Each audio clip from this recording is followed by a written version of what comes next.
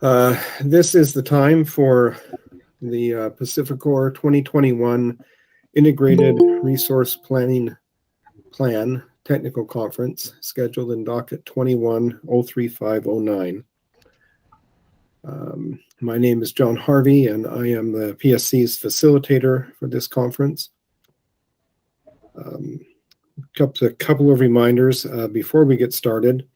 We expect a fairly large number of people on this conference video call. So if you can please remain on mute if you're not participating directly, that will help with any possible feedback issues. Also, if you do experience feedback using some type of ear pods or plugs devices, would probably be helpful as well. If there's no other matters that need to be brought up at this time, we'll go ahead and turn the time to RMP to get started. Okay, thanks, John. Good afternoon, everybody. We appreciate your participation in today's meeting. I think most of you know me, but I'm Jana Saba, a regulatory manager at Rocky Mountain Power. With me on the call today is Shayla Bray and her IRP team, along with many subject matter experts to help Shay and her team discuss the questions that we received. To start today off, Shay will present a short slide deck that's posted to the Commission's website that provides a brief overview of PacifiCorp's 2021 IRP. We're hoping to only spend a few minutes on the slides in order to preserve as much time as possible for the questions that we received from parties. And as you could see, the company received 7 very robust sets of questions from the various parties, which are all posted to the Commission's website. Our goal today is to answer all of the questions, but since we only have 2 hours set aside, it might not be possible to get through all of the questions. So in the event that we don't get to your questions, or if there are questions that you would like a written response, PacifiCorp requests that you submit those questions through the normal discovery channels.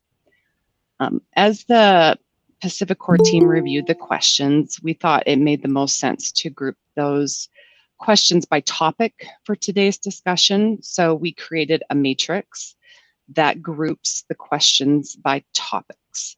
And that matrix is also posted to the Commission's website, and I encourage you to use that to follow along, since we are planning to go through the questions by topic as listed in that document instead of by the various parties. The order of the topics was determined in order to accommodate the schedule of a few of our subject matter experts who may not be able to join for the entire meeting today. So I encourage you to ask your questions as we go along. Last, I wanted to mention that the company prefers that this technical conference be an open session. And so we aren't planning to discuss any confidential information. If questions arise today that begin to touch on confidential information, we might ask that you submit those in discovery so that we can keep the session open to all. And with that, I'm going to hand the meeting over to Shay to present our slides, and then we'll get started on the questions. I'm going to share my screen right now to flip through those slides as Shay presents. So just give me a minute.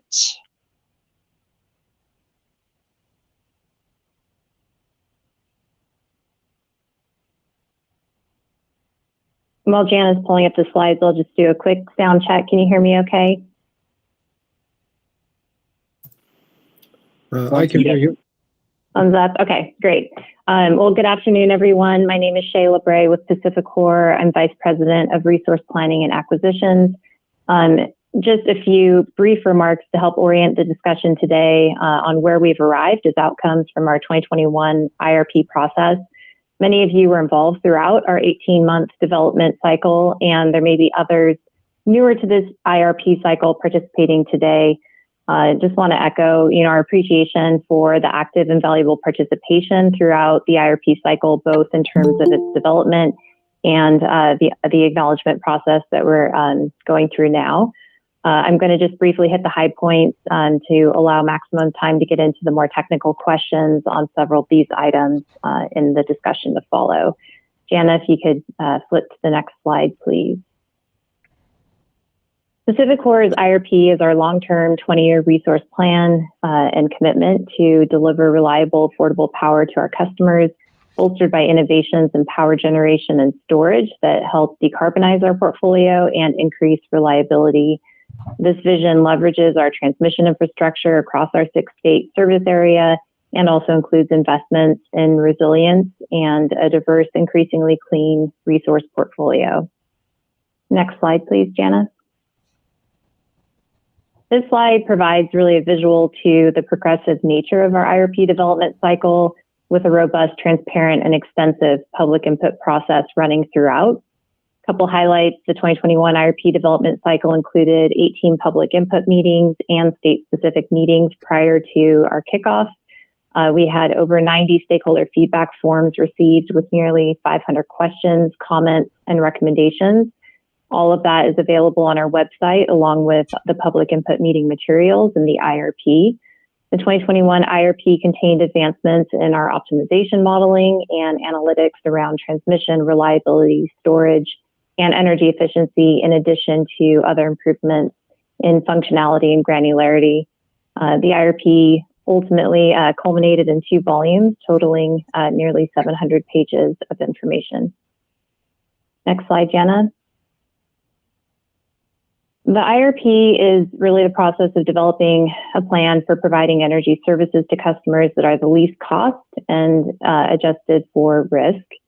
A couple highlights in terms of the near-term actions. By the end of 2024, the 2021 IRP preferred portfolio includes resources from our 2020 all-source request for proposals final shortlist, over 3,000 megawatts of renewables with storage capacity through 2024. An additional approximately 2,000 megawatts of renewables and storage capacity by the end of 2026, which we are pursuing through the 2022 all-source request for proposals process.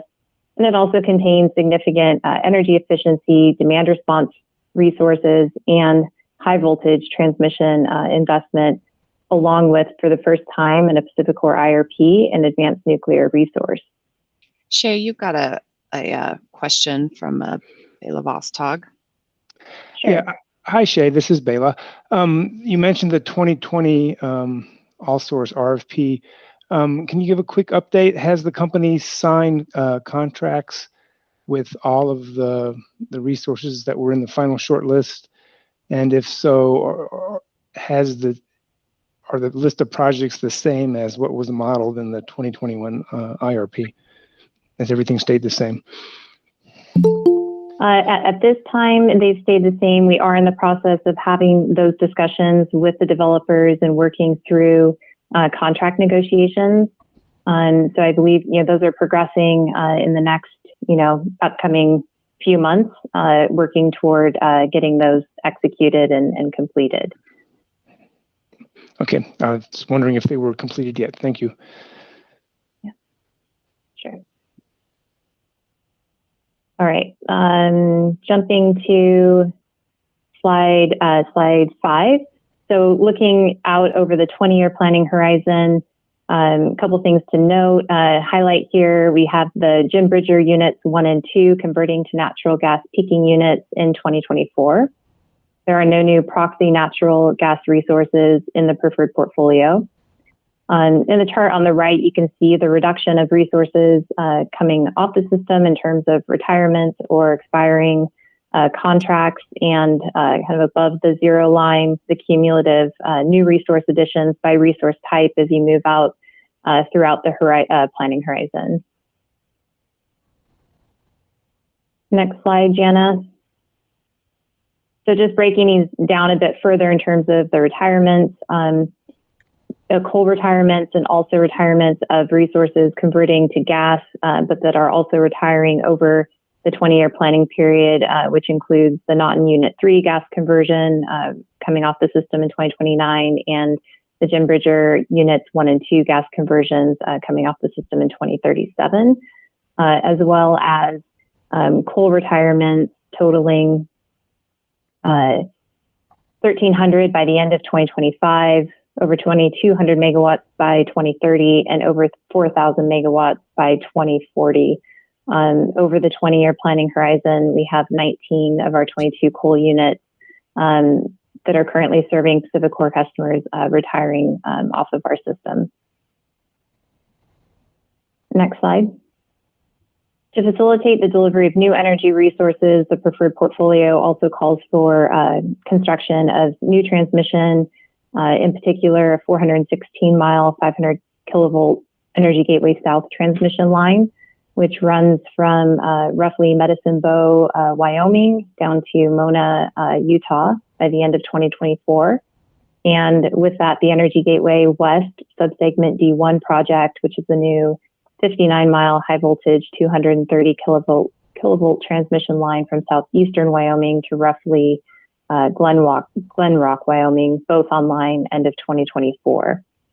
The preferred portfolio also includes the 290-mile 500 kilovolt Boardman to Hemingway transmission line, which connects those respective substations in Oregon and Idaho to come online in 2026, along with several other transmission upgrades across PacifiCorp systems that help facilitate the continued and long-term growth in new resources and increase supply reliability and resilience. On the next slide, Jana, the preferred portfolio also includes the Natrium Advanced Nuclear Demonstration Project in 2028. And in addition, resources that ensure a reliable system, including the gas conversions of Jim Bridger Units 1 and 2 to peaking units, along with new investment in battery and a pump storage hydro project and demand response resources. In slide 9, as an effect of early retirements of coal resources, investments in these renewables and non-emitting resources, and modernized transmission, we see that overall greenhouse gas emission system levels reduced significantly in the 2021 IRP preferred portfolio relative to the 2019 IRP preferred portfolio.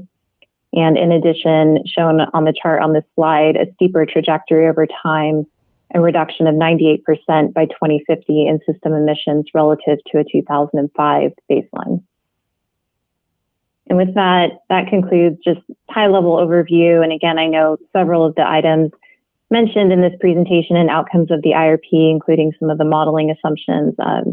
Definitely want to dive into those as part of the technical discussion today. Before I turn it back over to Jana to start that process, are there any questions?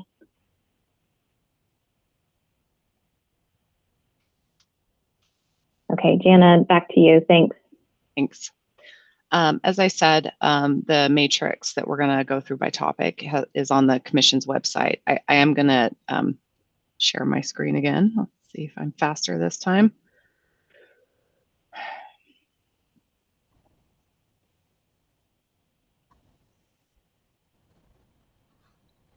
Can everybody see? Yes, looks like it.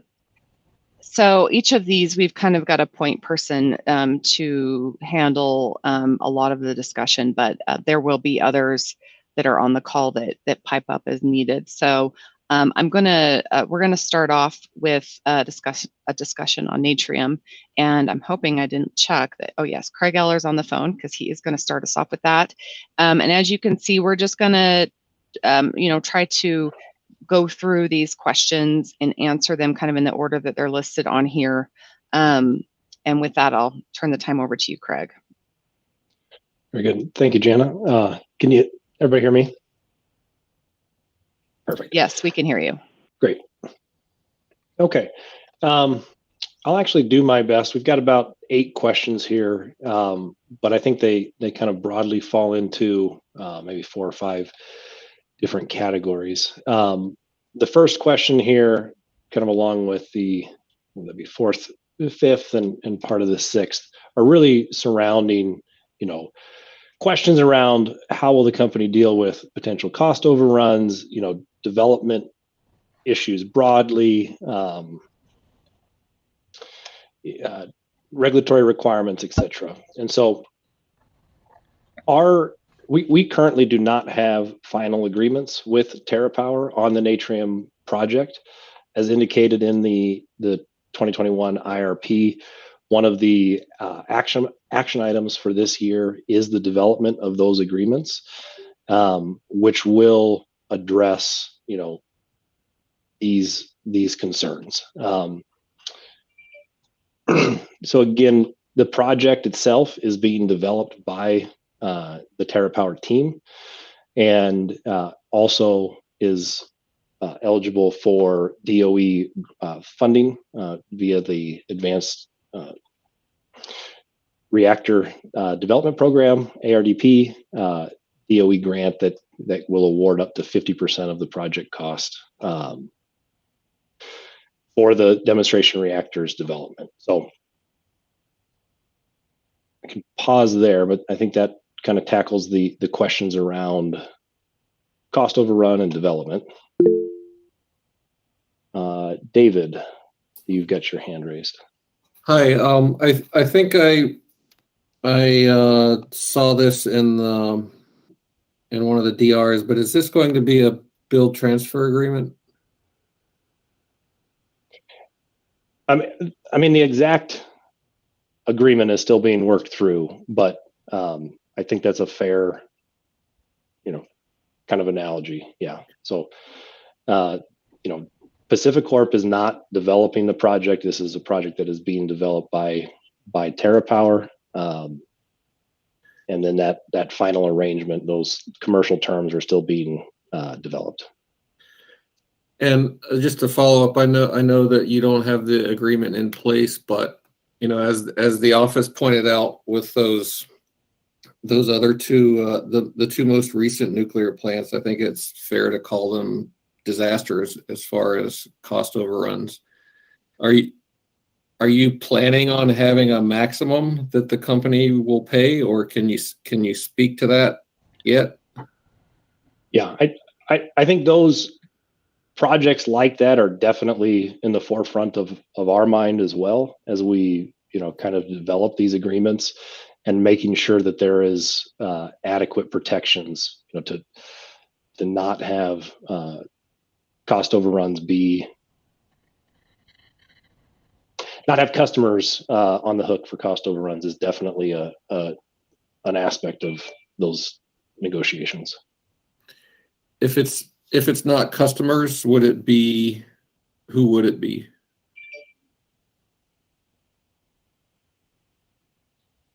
Yeah, I think, again, I think more will be known as those contracts are developed, but I think it becomes, ensuring that we're being prudent in pursuing this project. I don't know if there's a lot more I can say there. Okay, thanks.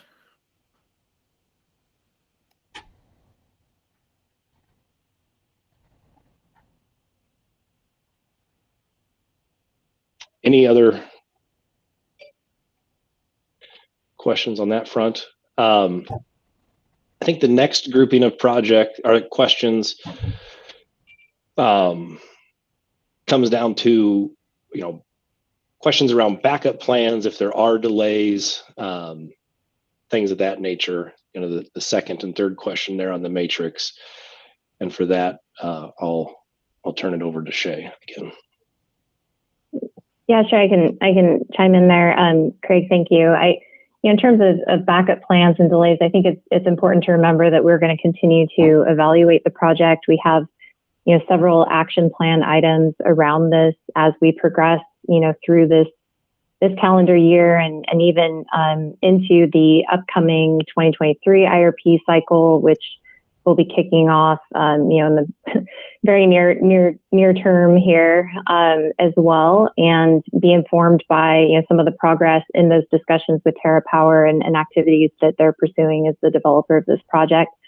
So we'll continue to look at it, to ensure that those benefits are there for our customers, across our system. And then in terms of, if it's delayed, we didn't look at a delay in the IRP analysis that we did in this cycle. However, we did look at a variant if the Natrium demonstration project did not come online in 2028. And from that, we saw some accelerated timing and increase in solar and storage resources that had previously been more out toward the end of the planning horizon as some of our coal generation was coming off the system, more significantly 2037 and on.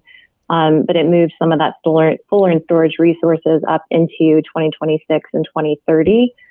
So that's something we might also look at, as part of the 2022 all-source RFP cycle that we're also in at the moment. We could look at some maybe potential analysis or scenario informed on some of the information and resources that we're seeing through that process as well. If the Natrium resource weren't online, in that 2028 timeframe. But I think the simple answer is we've got more analysis as we move forward. And we'll continue to look at also as I think we further refine some of the planning assumptions around the project, or those become more known over time.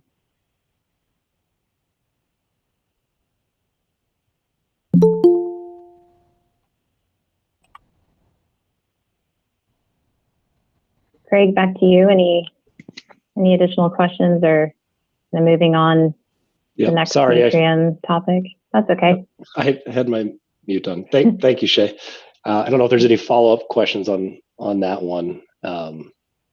We can come back if needed, but I'd say I do have a quick follow-up question. Yeah, go ahead, David. If the Natrium plant proceeds according to schedule, would you envision it being bid into one of the all-source RFPs? Originally, I thought yes, because the last two all-source RFPs did list nuclear as a possibility, but I also thought that I saw someone pointed out to me that in the action plan, I think it was 2C, you said that you would seek a waiver, a 54-17-501 waiver. So I wonder if you could speak to that. I wasn't sure which one of those would be happening if all goes to plan.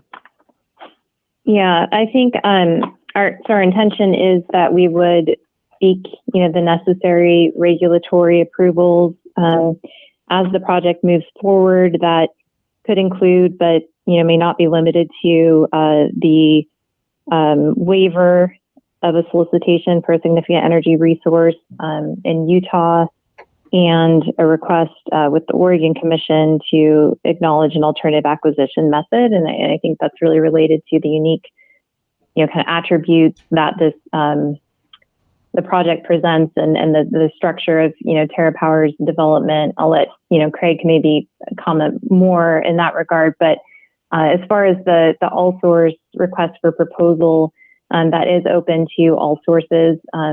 There's not a requirement for the Natrium project to bid into that process. There could be other advanced nuclear developers or projects that could bid in as well, just being that it's, the RFP is open to all different types of resources. So as far as that reference to nuclear, and I think it's with pumped storage as well, and other resources, we are looking at some longer lead time resources within that 2022 all source RFP, and it is open to all of those resources. Okay, thanks. Thank you, Shay. Any other questions before we move to the next kind of category here? Okay. Yeah, Jenna, if you want to kind of go to the bottom of the page. Perfect. So the last question, it's kind of touched on in the last IEA question as well as the question from UAE, really has to do with assumptions around transmission for the Natrium project in the IRP. And for this one also, I'm going to turn it back to Shay. Sure. I guess just to say, on this one, the modeling from a planning assumption standpoint, in the IRP, the ability to build resources at brownfield locations, we have allowed for the assumption of reclaimed transmission, such as the case with the Natrium project at the site of the Naughton Units 1 and 2, following their early in 2025. I think in terms of the transmission interconnection, requests will have to be made that follows the requirements from our OAT, our open access transmission tariff, and there will be, further study and evaluation through that process in terms of granting those interconnection rights. But from a planning assumption standpoint, it's reasonable to assume the transmission for modeling purposes. But again, the transmission request and interconnection will follow our OAT process as it goes forward. I know we've got Rick Vale participating today as well. I guess I just open it up, Rick, if any additional information you want to add in that regard. Hi, Shay. This is Rick. No, I think you've covered it just fine, unless there's any additional questions.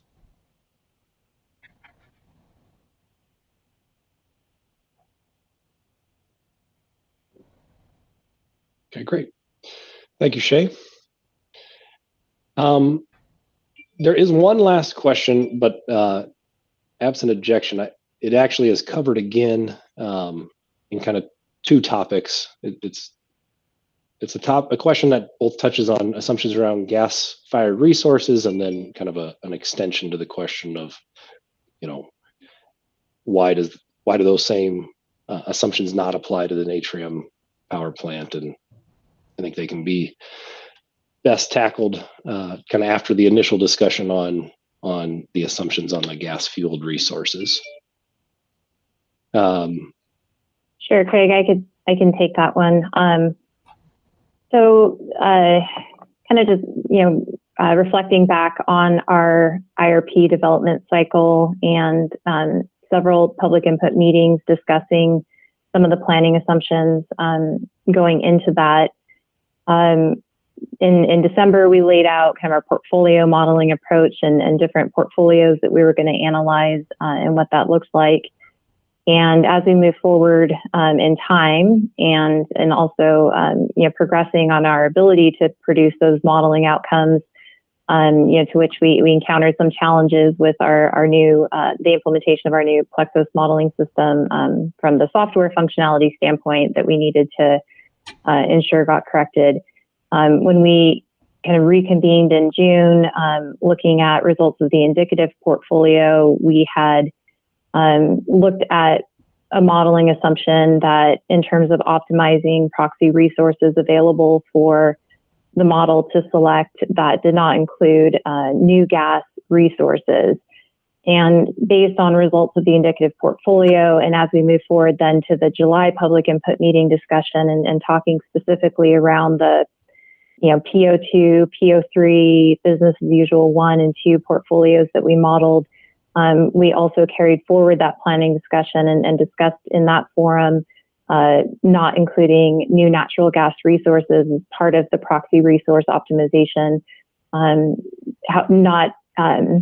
We did include where applicable, and as we had talked about for specific units, the option that the model could consider to convert to a natural gas peaking resource outlined in December. But again, in that July discussion, for those portfolios that we were modeling on the slides, we carved out new natural gas resources as a proxy resource option.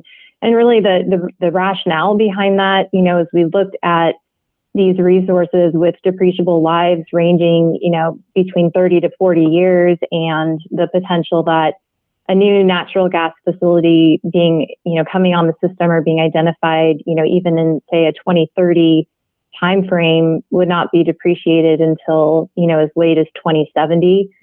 And, that it's not feasible to assume that these new natural gas resources can obtain permits needed to site and operate them in parts of our service territory, particularly in Washington and Oregon, where we have some clean energy standards and recent, laws that were passed, but also just, in addition, over the decades to follow, it's not unreasonable to anticipate the potential for federal activity on emissions, or carbon price, which even, from prior IRPs and this IRP, we continue to evaluate a range of values in that regard, through our price policy scenarios and the IRP modeling. And lastly, I guess I just say there's also very limited development activity for new natural gas. And we really, saw that in the fact that there was no new natural gas facilities, peaking or otherwise, that bid in or participated in our 2020 all-source RFP process. In terms of the nature and resource, being different, it's a non-emitting resource. And, as Craig talked about, TerraPower, their efforts in terms of the development of that resource and working with, the necessary regulatory entities and Department of Energy on moving that forward. It's just in a very different position than, a new natural gas resource. And I guess just one more note on that. And I don't know if it's in this section, it might be in a different section, so we can table it and come back to it. But we did run a number of sensitivities on various portfolios looking at the effect of allowing new natural gas. So we did include that for informational purposes and to look at. So I think there's some questions maybe later on we'll get to about what some of those sensitivities showed.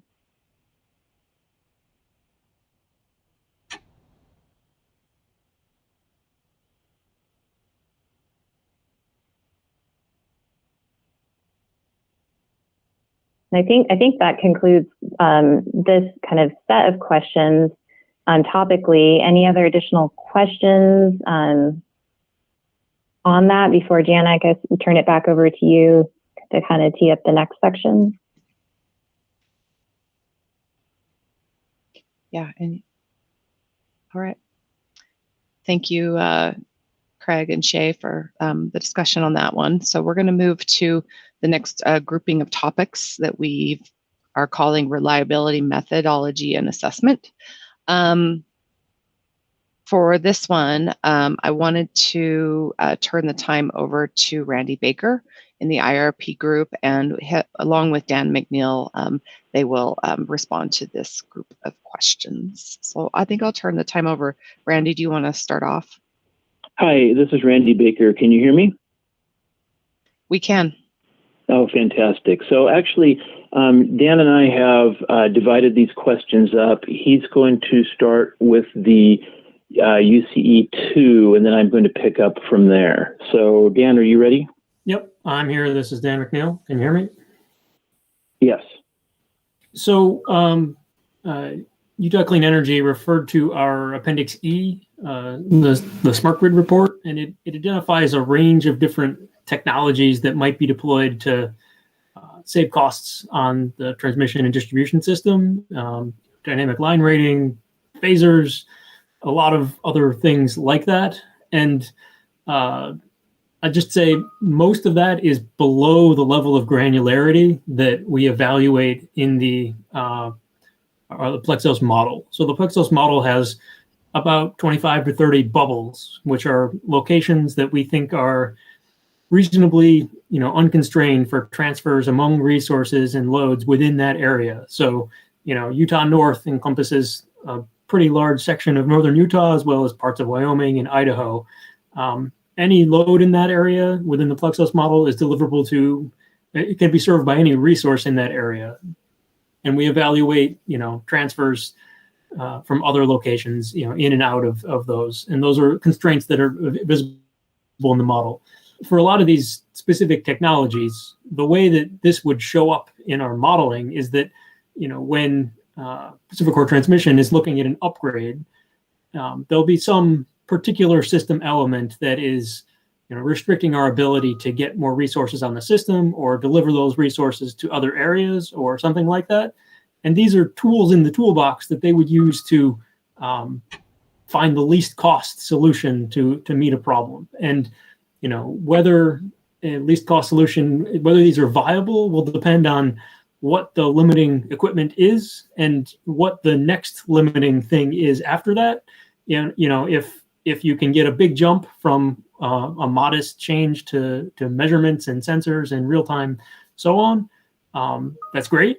But a lot of times, if you need a substantial change in your system and there's a bunch of different components, that all of which need to be upgraded, you're going to look for a more holistic solution. So, but all of that would come through in their study processes, either for new interconnections or for load areas, load growth, things like that. And that all in turn feeds into, the Plexos model results are, we have costs for incorporating new resources or interconnecting, for increasing the transfer capability among areas. Embedded within that are some of these kinds of things, at least on the transmission and distribution side. On a couple of those are more on the load side. So AMI, advanced metering infrastructure, and demand response. In the Plexos model, we do have demand response as options. We select resources. We did an RFP last year, and those resources were also included in the 2021 IRP. We also have potential, expansions and other demand response programs that have been identified as potentially available, and those are available for selection. So those could provide some of these same kinds of benefits, and we include a credit for the rest of the transmission system that those load side resources would help to reduce the need for. So those are how some of those pieces show up.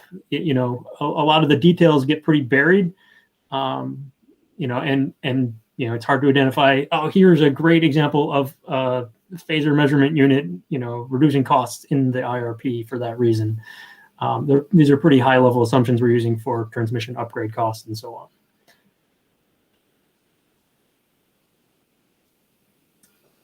Are there any questions about those distinctions?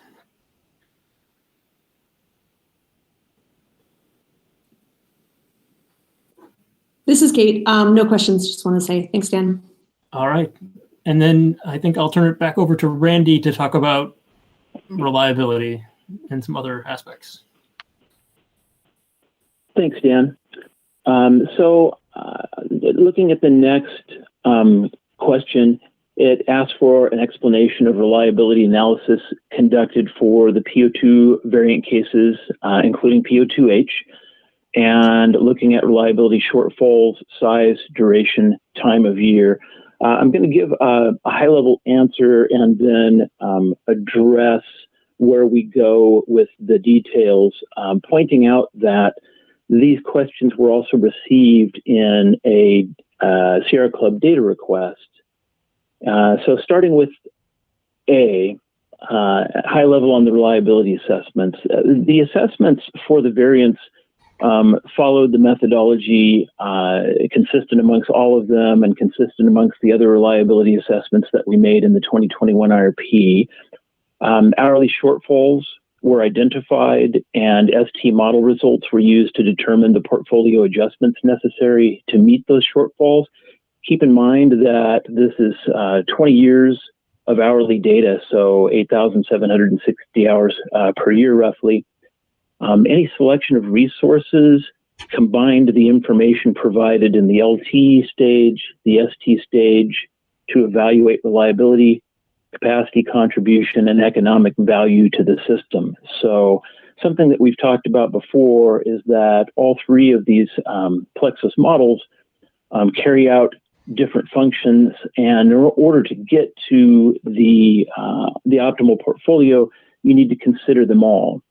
So where a resource was viewed favorably by the LT model but did not meet the needs of the system for reliability or capacity contribution, once evaluated through the very granular ST model, the next most economic resource was evaluated.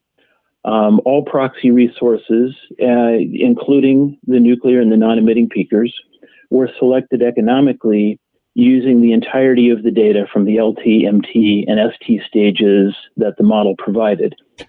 A little more detail on why those resources become the next most economic for fulfilling this function. I'll move to the next question. Please provide a detailed explanation of which specific resources were considered to meet reliability gaps and why. Something really important to keep in mind here is that a solar resource, for example, is only going to be able to meet a reliability gap that occurs within the hours of solar radiance or within reach of the duration of its co-located storage resource.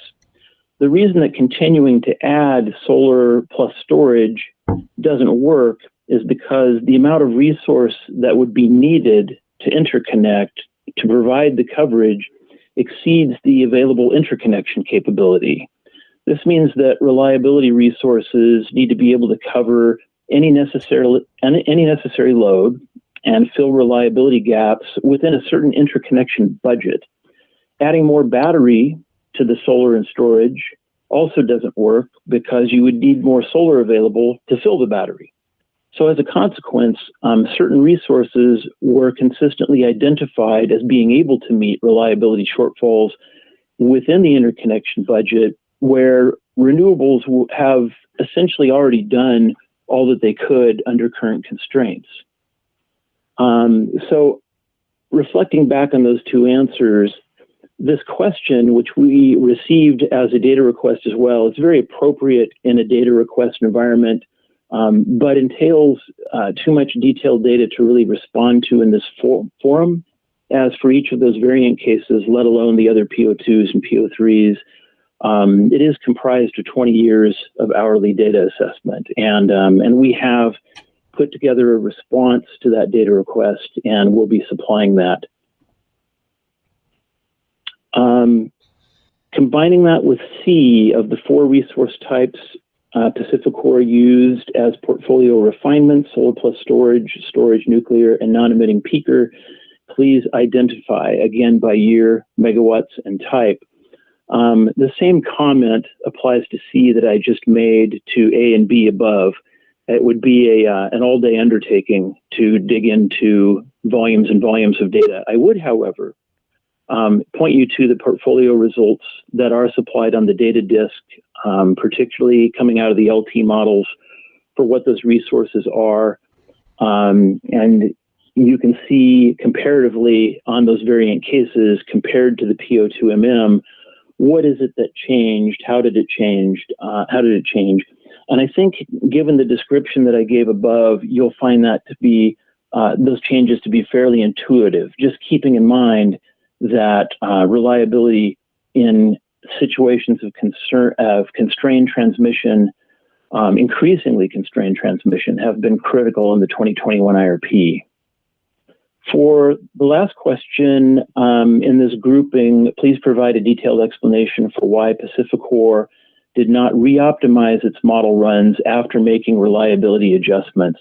And I will confess that perhaps I'm not 100% understanding where this is angled, what it's going for, because in terms of portfolio selection, we have a portfolio optimization process that is informed by all 3 of the models as I've described, LT, MT, and FT.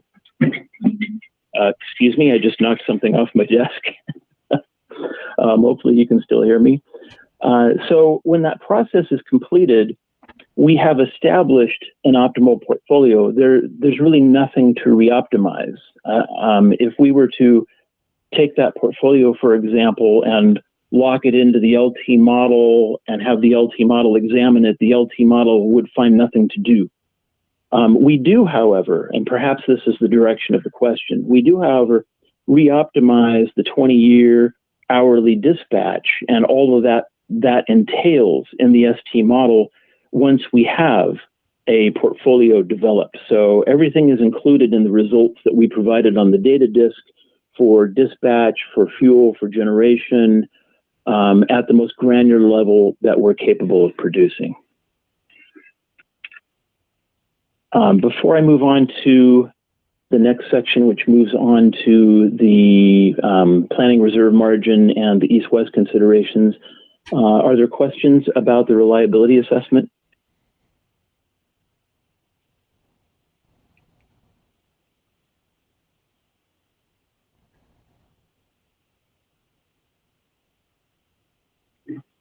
Okay, I'm not hearing anything. I assume I'm still being heard. Yep, we can hear you. Okay, thank you. So on the next question, stated as PacifiCorp noted that the 13% reserve margin it applied for individual load areas is consistent with the WEC and the Northwest Power Pool reserve margins. But the question comes down to why is it appropriate to apply that margin to PacifiCorp's individual load areas, which are much smaller geographic regions than those considered in WEC. The simple answer is that the higher level geographic regions or the east-west view or however else you want to carve it up assumes that any deficiency in the east or in the west can be met by any resource in its region, which is not true. One of the critical factors, and Plexus has allowed us to model this with greater precision, is that if you are constructing a resource in a northern bubble of the west side and it's of a particular technology type, it may, at an aggregated level, contribute to a 13% west side reserve margin, but in fact, may not be able to reach Southern Oregon, for example, because of transmission interconnection. And so when we run our cases through the ST model and observe deficiencies, that's evidence that this is occurring, even with the division that we have in the LT model. And I would also point out, actually, just adding to what I just said, that 13% capacity reserve margin, we consider it to be a floor. Anything that could possibly be reliable, has to be at least at that level. And we give the LT model, in addition to meeting operating reserves, the ability to see that floor and then build on it. And then we make the adjustments that come out of the ST model. And so that's the high level explanation, but I think it really gets to the heart of the matter is that a regional east-west is simply not granular enough. And then the last question in this section, please explain how many individual load areas are in each control area. There are 6 load bubbles in the west and 7 in the east. And I would refer you to the topology map that's provided in Chapter 8, page 222 of the IRP. And if you take a look at that topology map, you'll see that it has a key in the bottom left that refers to load, and it shows a little light bulb designating which ones are load bubbles in the system. And I was going to attempt to screen share that and show it, but I think the explanation is simple enough. And I'm not sure how successful I would be in the Google sharing environment. But that's the simple answer is if you take a look at Chapter 8, page 222, you can see precisely which of the bubbles in the IRP topology carry load. Any questions?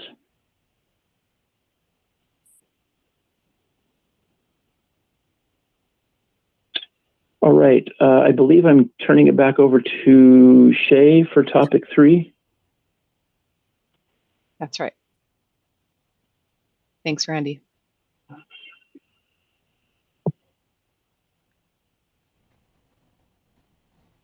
All right, so moving to the new gas. Okay, so we're on new gas. I realized this was somewhere a little bit later in the discussion, but I think I did speak to when we were in the earlier section, just around our planning assumptions and the rationale for not considering new proxy gas resources in the optimization process.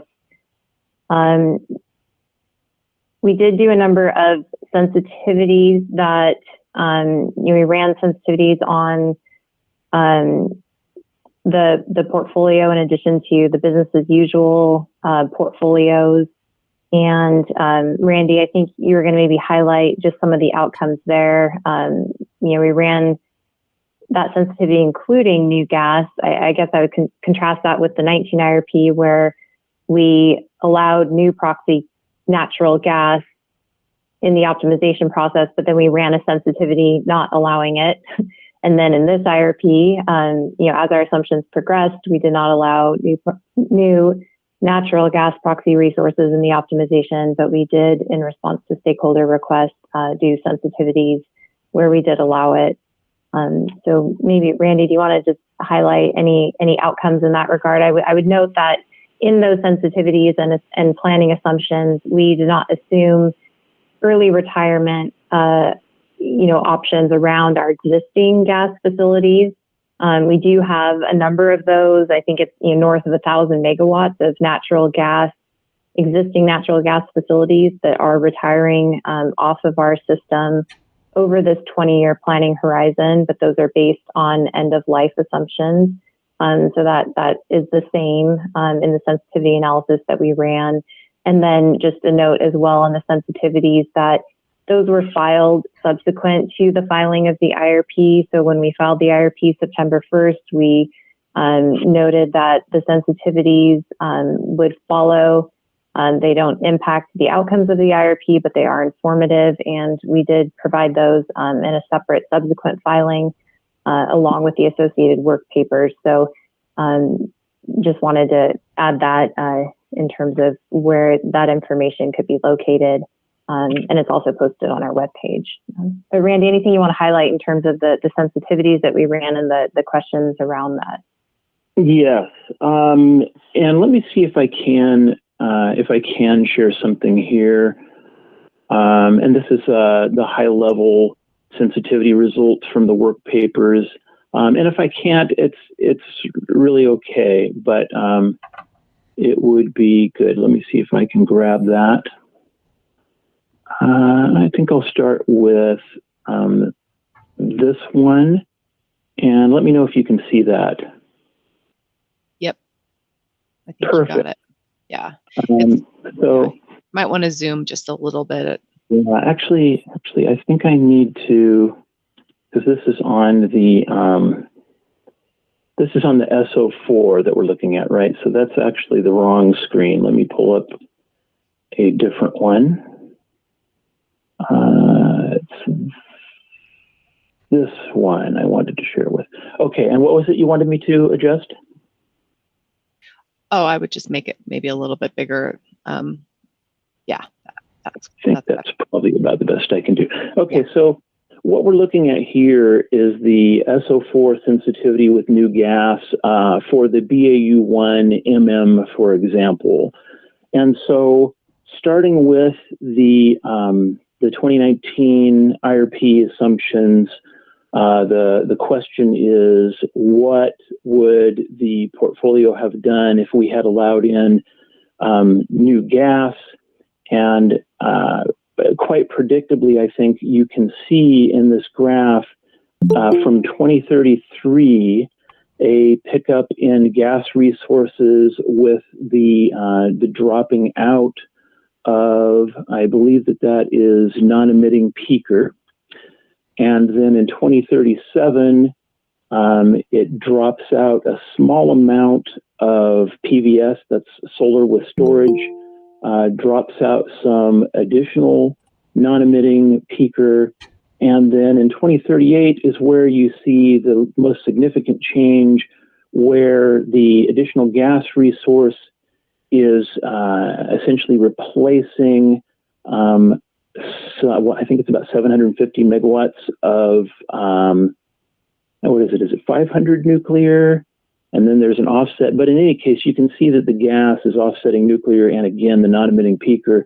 And those are precisely the kinds of portfolio changes that I think one would expect, because given that these resources were driven by the reliability needs that I just described a short time ago, you really have to have an energy-dense resource that can fit within the interconnection budget and be dispatchable to meet the needs of the system. And we see that particularly in those out years. So anyway, that is an example of the sorts of changes that you see when you allow in new gas and the sensitivities. Thanks, Randy. And I think you do see some, overall lower costs just in the non-emitting peaker, the comparable, costs being higher, a higher cost profile in those resources. And just to comment on that, because I think there was an additional question about, including the assumption around non-emitting peaker resources, which are based on, an assessment of hydrogen costs. And assumption around hydrogen as being the fueling source, but that can evolve over time, along with, of course, the cost assumptions around that fueling source, something that we're going to continue to look at in the next IRP. But from a comparability standpoint, the need for some peaking reliability resource is most important, in these portfolio optimization assumptions, and especially as we get out further in time toward the end of the planning horizon, and do have the continued effect of more resources coming off the system and reliability. I think technology will continue to advance in both in cost and performance and type in terms of what will be available, and something that we're going to continue to look at and look for feedback on as well, particularly as we start off on this next IRP development cycle. And I'd also just note, Randy, I just checked the website. I may have misspoke. I thought we had our filing with the sensitivities out there, and maybe I just missed it. But if not, to the extent you were looking there, we of course filed it in the docket here in Utah, but we'll follow up on that and make sure that gets posted under the 2021 IRP materials as well.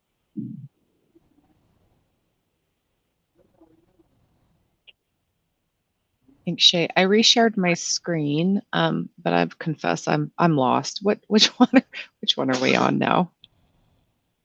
So I think that I guess I'll pause there. We can see if there's any questions on this discussion, and if not, then I think that's kind of the breaking point to the next topic around proxy resources, storage, and hydrogen.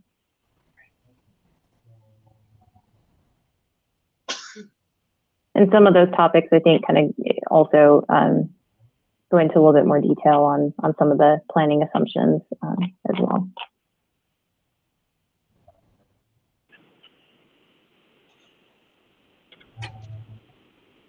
Okay, Dan, are you able to start at the top? Are we on proxy resources number 4 about non-emitting peakers replacing solar and storage? Yes. Sure. So I guess one of the big things that happens in our portfolio is we have a tremendous amount of solar and storage getting added to our portfolio over time. And what we found was that by the late 2030s, with that level of penetration of solar and storage, our risks are actually moving into the winter. And while we're summer peaking, those assets, solar in the summertime is nearly a 50% capacity factor or better. And, combined with storage, that is great for meeting, hot summer days and hot summer afternoons and evenings. But in the wintertime, our peak loads, if it's cold all day for the most part. And there's a much more constant need for energy. And as more and more, existing dispatchable resources retire,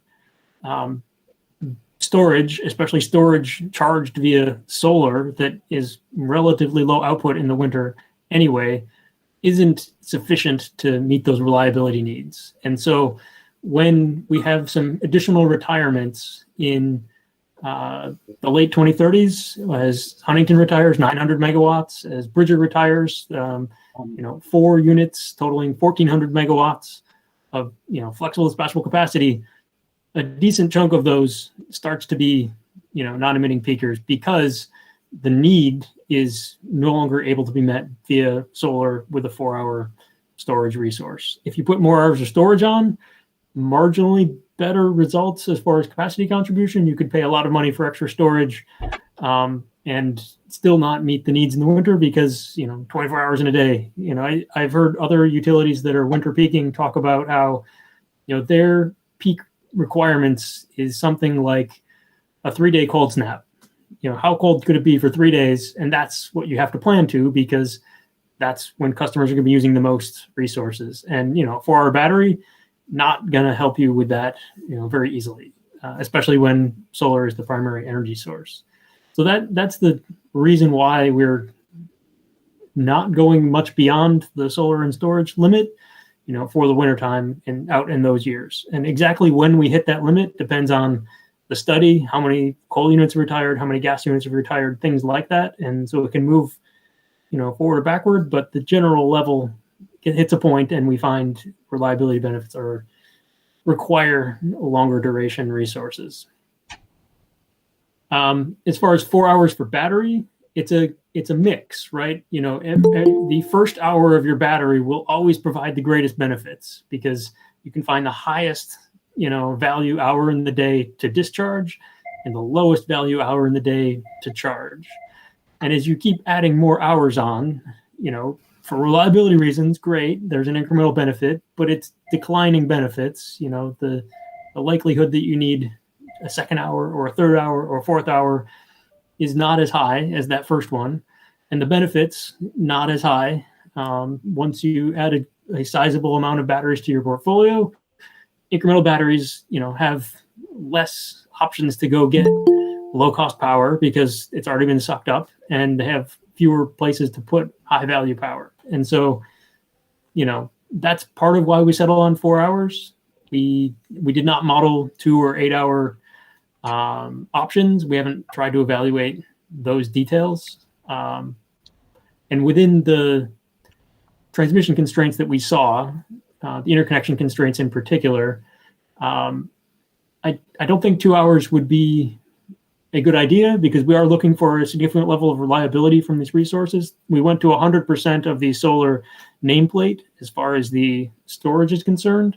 We can't really go past that without running out of energy. So there's a balance there. Certainly looking at an 8-hour option is a possibility. But like I said, hours 5 through 8 on that battery are going to be worth less than they would be at a different interconnection location and things like that. So it's a question of whether we can do enough with that incremental battery capacity to justify paying for it.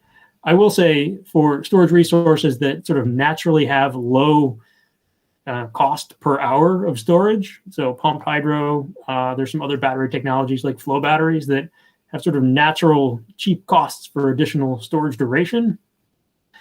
By the late 2030s, there's more value from those because we need that duration in a way that, we don't necessarily need in the next 10 years or the next 15 years.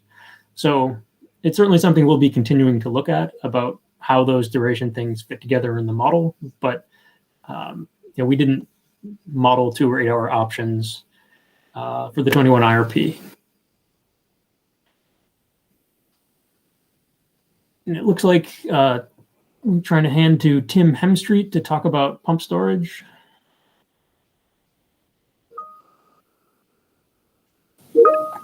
Yeah, thanks, Dan. So this question, I think, was really just inquiring about the status of our pump storage projects.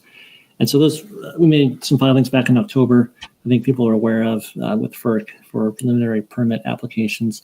Those applications are winding their way through FERC through kind of a review and then a public notice process.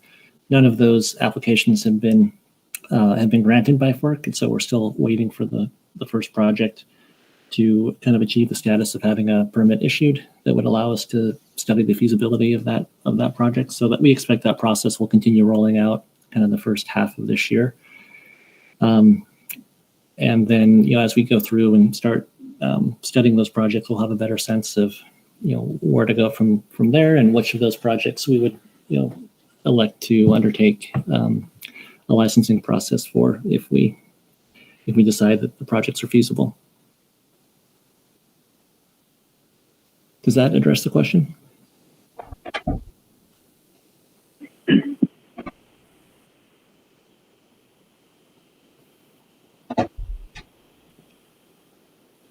I'll assume silence means yes. Okay, great. Does anybody have anything else in this section on proxy resources, storage, and hydrogen? So there were, I guess, the OCS 3 there. Oh, am I lost again? Sorry. Yeah, we haven't hit that one yet. Who gave me this job? So OCS 3 asks about, these unspecified non-emitting peaking resources and so on. And, the most viable technology that is out there in the very near term is what we modeled. It's a hydrogen simple cycle combustion turbine. So today, modern natural gas simple cycle turbines can use, up to roughly 30% hydrogen in their fuel mix. And, most of the components are the same, but if you want to go to 100% hydrogen, the burner has to be better, basically, to withstand the higher temperatures for the hydrogen. And there's, particular combustion-related things that happen with hydrogen that are a little different from natural gas, haven't really been tested at the same scale. I mean, we have decades of experience with natural gas turbines and, relatively limited experience with hydrogen, but there is sizable interest.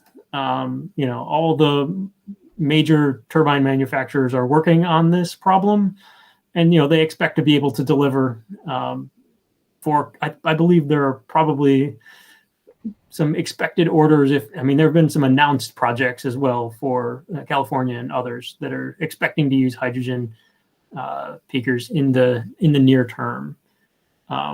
So 2030 for that kind of resource doesn't seem like a big stretch, and it's not a major development change. I guess the thing that may throw people off is that if we just said all of that and said that the proxy resource is this non-emitting peaker, I think the market for a non-emitting peaking resource, there's a lot of other possibilities out there that are all much less, prominent than that. But we don't want to be technology specific beyond what we need to model. I think we're open to the potential that other resources could do this better than this simple cycle fueled by hydrogen. One of the things that people have asked about are hydrogen costs. So the hydrogen cost we are modeling includes essentially energy from our Utah solar resource and all the costs for pipelines, electrolyzers, and storage, and so on. Not all in, but like as if we are participating in a somewhat hydrogen economy, and the marginal cost of your hydrogen is in essence Utah solar energy. That works out to a cost of in the vicinity of $27 per MMBTU, which is very expensive. This is a very infrequent resource. You're not going to be running this, unless it's for reliability, and your only other option is to curtail load. Which again, $300 megawatt hour is roughly what that works out to. We have seen prices go above that. So would parties have been happy to have had one of these resources at the ready? Absolutely. But it's definitely expensive from a variable cost standpoint. Slightly more expensive than a natural gas resource is the expectation, and certainly that could change. And there's, other potential technologies out there as well. So while we're unspecified there, that is more in regard to the range of possible peaking assets that could exist, and a bit less about what the state of the technology is at this point. Does anybody have questions about that?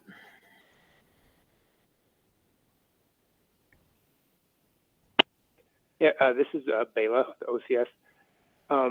So in 8 years, if hydrogen-fueled peakers don't work out, would the fallback plan would it be, I guess, more batteries? I mean, I'm just kind of, what would replace reliance on one of these unknown resources if they remained unknown? Yeah, right. So, the other possibilities, first off, it's fuel. What are we going to get a, non-emitting fuel for? I've heard ammonia. There are plans. Japan plans to use a sizable amount of ammonia in their coal plants to, reduce their emissions. Probably expensive. I don't know whether it's more expensive than $27 an MMBTU, but it's expensive. I'd like to throw out pizza boxes. A lot of these plants at $300 a megawatt hour, it doesn't take that many pizza boxes. And so there's other possibilities out there. And it's a relatively high bar as far as what those costs might be.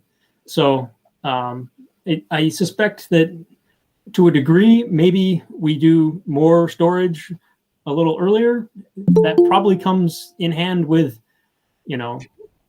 maintaining our existing thermal assets and continuing to have those available. They may continue to operate on coal or gas for a couple more years until replacements are available.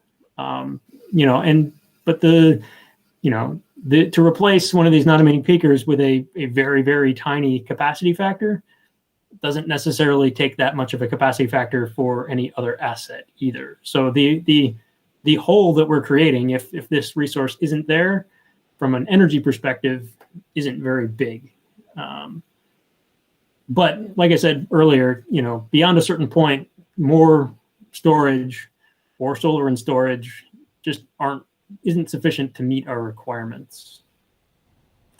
And Dan, I would just add to that, one thing to keep in mind is just as we move forward and, even going into this next planning cycle, there's a number of assumptions and things that work in combination that can affect, the outcomes in terms of, timing of existing resources and retirements, the combination of, new proxy resource availability, cost and performance assumptions, transmission, energy efficiency, demand response. I mean, all of the assumptions just around, market and gas prices and load forecasts and all of those things that, are changing and moving and very dynamic.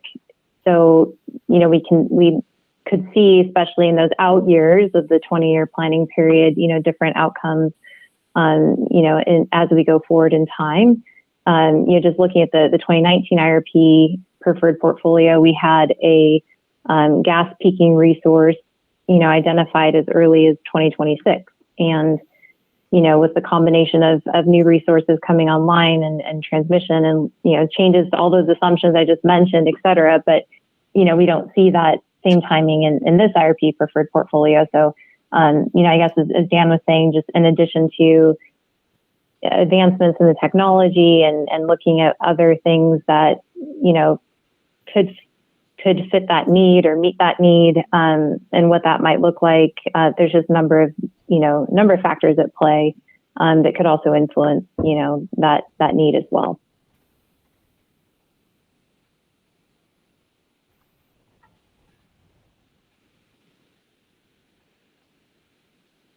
All right. So looks like the last question in this section is from UAE, and this is about how we model storage from a transmission perspective, and a bit about how it actually works from a transmission perspective. I can mostly hit that first one. So for modeling purposes, storage resources are treated like any other generation resource, at least standalone storage. So the solar plus storage, has, if there's 100 megawatts of solar plus storage, That's 100 megawatts of transmission capability, interconnection capability. The model needs to identify it in order to fit that resource in. So you can add the storage to solar for free. It's from an interconnection standpoint. Same thing for wind plus storage. And it's actually the same thing where we did a hybrid solar and wind and storage resource in 2030 for Washington CETA compliance, their clean energy requirements. We needed more energy from resources, and so we put them all together so that it wouldn't require any more interconnection capacity because most of the interconnection capacity was filled up already. So those are the way that we modeled it. The question gets into whether that's reasonable to require storage to also have interconnection capability. At a very basic level, that is how PacifiCorp Transmission evaluates storage. And I don't know if there's anybody from PacifiCorp Transmission on who wants to expand on that, but at this time, that is the way that interconnection studies for storage resource are conducted.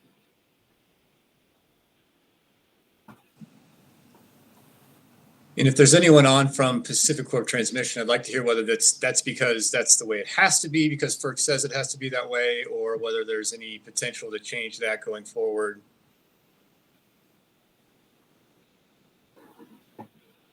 Unfortunately, I think we lost Rick to another conflict, but if he's able to join and we have time, we can circle back to this maybe toward the end. And alternatively, if there's additional details requested, through discovery or data request, we're happy to provide that as well.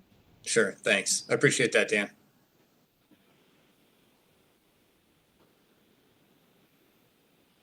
Anything else on this section?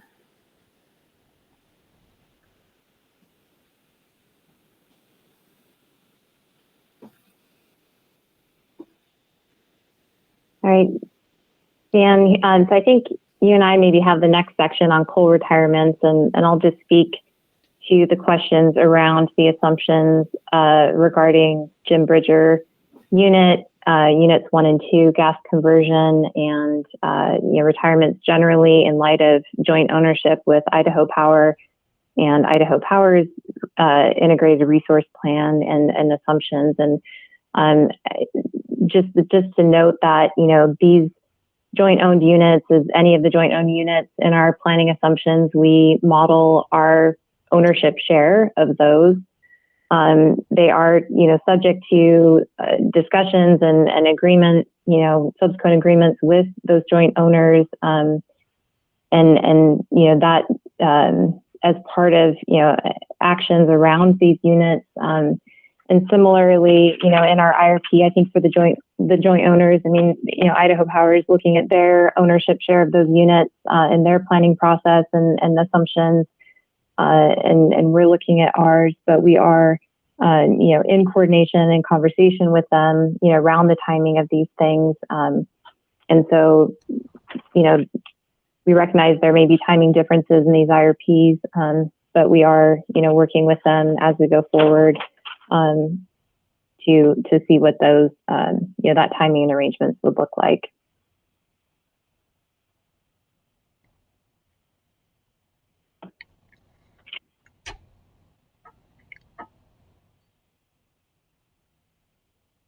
And Dan, I'll turn it over to you on the questions specifically around the minimum take assumptions in the modeling. So for most of our coal fuel inputs, we reflected our existing contracts and whatever minimum take assumptions that exist within those contracts. And beyond that, it was an extension at a expected cost, but without any volumes, because those are pretty uncertain and there's a lot of different ways those could be built up. But for Bridger, we recognize that it is somewhat constrained in where that coal has to come from. There aren't as many options available for getting coal to the Bridger plant. And so, the coal requirements and the coal volumes within the 21 IRP are based on sort of the plant as it existed and the fuel supply estimates from the 2019 IRP, and those were applied, throughout the process. And they included, some minimum take assumptions, beyond our existing contract terms that were intended to help reflect how those constraints might impact the plant, if it continued to operate. To the extent we put those constraints on, it's more expensive to use that plant, when those constraints are there. The ways in which it operates don't necessarily reflect the least cost way of serving, the required demand from that unit. It's relatively conservative to the extent there are limitations on what you will be able to negotiate. That kind of technique can help you capture that conservatism as opposed to saying there are no limits, we can do whatever we want, and our contracts will be perfectly aligned with whatever we want in the future, whatever comes up. So that said, while we included that minimum take assumption for Bridger throughout its remaining life, if we did retire the plant, we assumed that there would be no ongoing minimum take obligation beyond the retirement date. So we're not adding any costs that we would have been locked into a contract, and we would use that to keep the plant online, or it's already paid for, or anything like that. If the plant retires, there's no costs beyond that point or for any potential future volume that we might otherwise have applied in that modeling.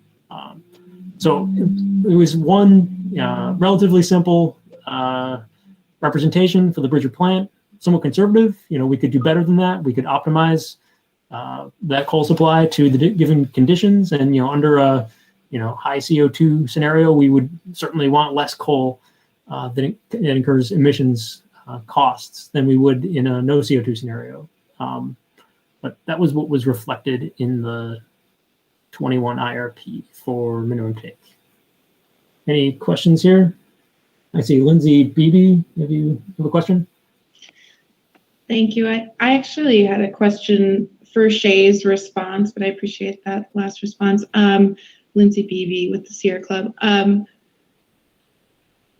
in terms of the coordination with Idaho Power that you described, Shay, and Idaho Power made it publicly known that they would be exiting Jim Bridger and all coal on their system by 2030 as of 2 years ago. And so I'm curious, how do those announcements get reflected, or why might those announcements not be reflected in an IRP that's then done 2 years later? Yeah, and again, I think it goes back to, we're modeling our ownership share that, we have control over in terms of our planning assumptions and operations when we're looking at, our overall system performance and evaluation. Details around coordinating with the joint owners in terms of the timing of their exit and what that looks like.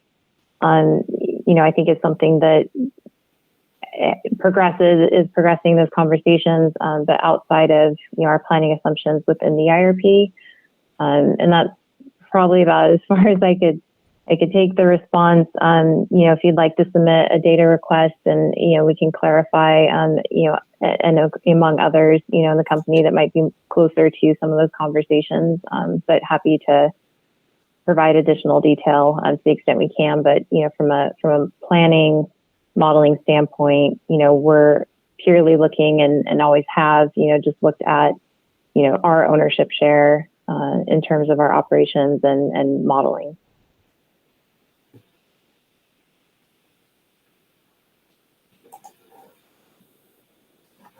And I would also just note that in the next couple years, we are reasonably well aligned.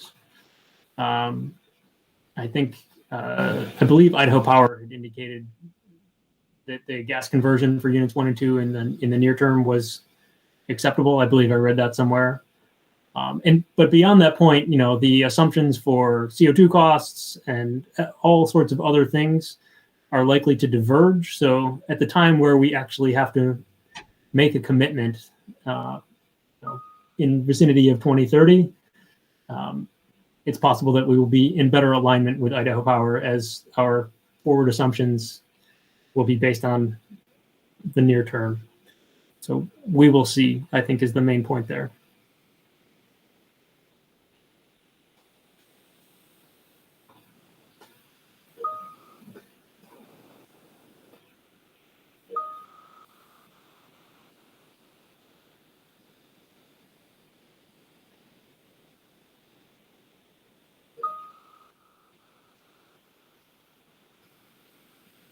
And Dan, we do have Rick Vale just was able to rejoin, jump back on. I don't know if you want to circle back briefly to fill up Russell's question on the transmission. I can just pose the question to Rick. The question was, do we assume in our Rfp modeling that storage takes up the same interconnection capacity that any generation resource would for standalone storage? And the answer is yes. That's currently how interconnection studies are also done. And the question was, what could be done to change that to allow for more efficient storage resources to be connected to the system?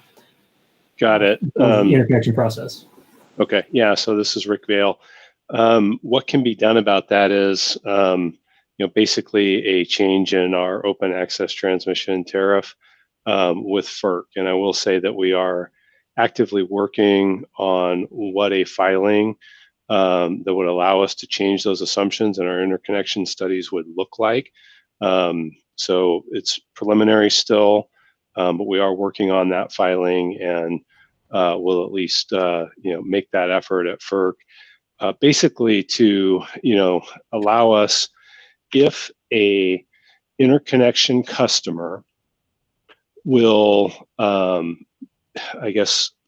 basically operate under, the real-time conditions that we would need it to operate under on the system. If they're agreeable to that, then we'll be allowed to study them at what I'll call their min output would need to be. And what that would do is, in let's say solar plus battery situation, the max output might be the capability of the solar itself, but we also want to extend it to standalone. So if it's in an area where we currently experience any kind of constraint, we're asking to be able to model that more as a generation following type resource rather than as a full output resource. So that's the steps we're going to take, probably a 6 to 9 month process once we get the filing prepared and file it with FERC. Thanks, Rick. I appreciate that.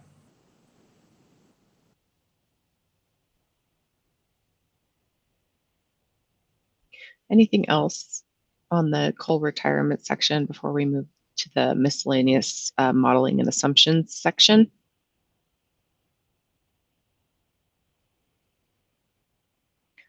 Okay, and I think for this one, we were going to have Randy Baker lead the discussion. Randy here. So going to the first question on the list, we had said that we were going to provide figures in that format in the 2021 IRP. We did not do that. And I can only say that in the maelstrom of requirements and requests, I'm not sure where we lost track of it, but it is certainly something that we can provide. And we've been discussing internally on the basis of this question how best to pursue that. So it's entirely possible that we can include that requirement under our notations for Appendix B going forward, so that that does not happen again. And apologies for that. But we will look for a way to supply that as promised, perhaps through Discovery. And I apologize that we don't have that for you today. Okay, this is David. Thanks. I think for a lot of the, or maybe all of these questions, we also submitted them as data requests. So you could just do it in response to that. Thanks. Yeah, and I just wanted to emphasize, though, that part of our intent when we made the commitment, as I remember it anyway, was that we were attempting to make things easier for you in terms of some data that you like to see. So we'll also be keeping that in mind in addition to responding to the data request for how we might handle that most effectively going forward. Okay, thanks.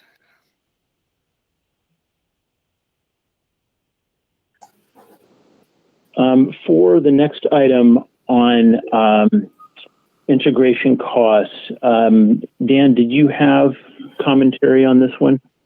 Yeah, I can cover this one. So in Appendix F, we address all of our flexible resource requirements.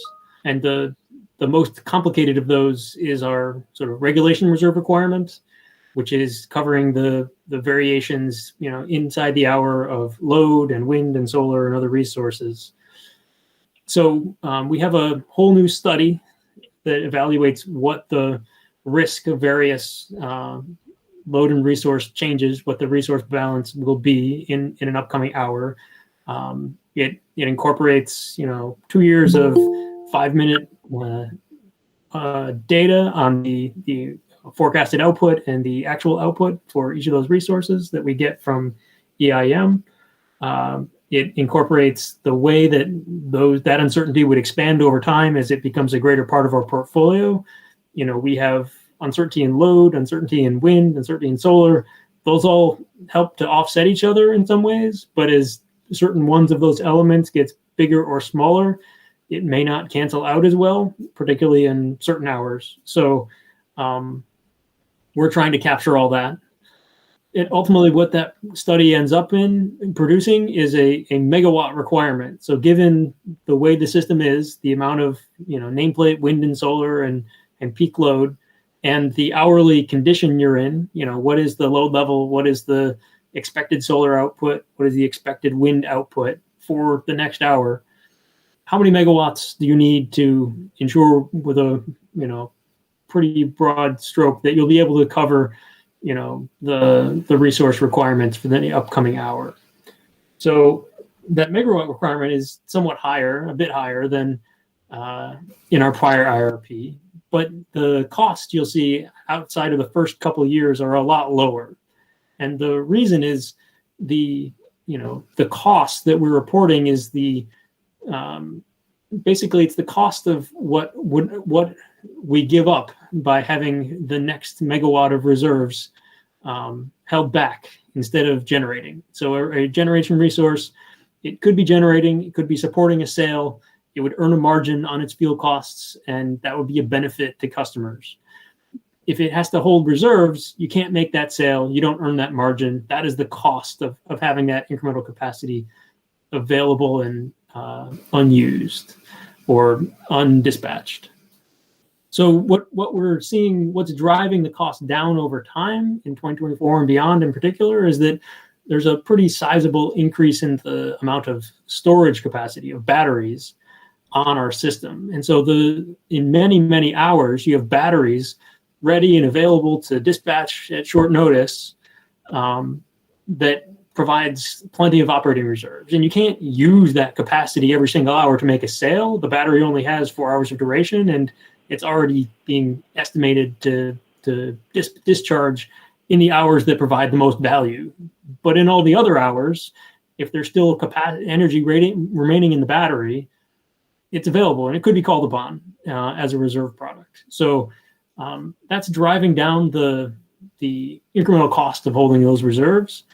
In the very near term, what we're seeing is the 2021 IRP significantly reduced the front office transaction limit, the market purchase limits that the model is allowed to rely on to meet load. And when that's true, the model has to turn to something else, some sort of generation or anything else. In the very near term, it's just not possible to get to the the front office targets that that we were modeling in the 2021 IRP, we are already buying more to serve 2022 requirements than was allowed in the 2021 IRP. And so there's the high integration costs in the first couple years of the study are really reflecting the scarcity imposed on the model in that short-term window where the IRP was planning for it, but we haven't acquired resources to meet those requirements. And there's just a couple hours where it's really driving costs up because there will be a shortfall.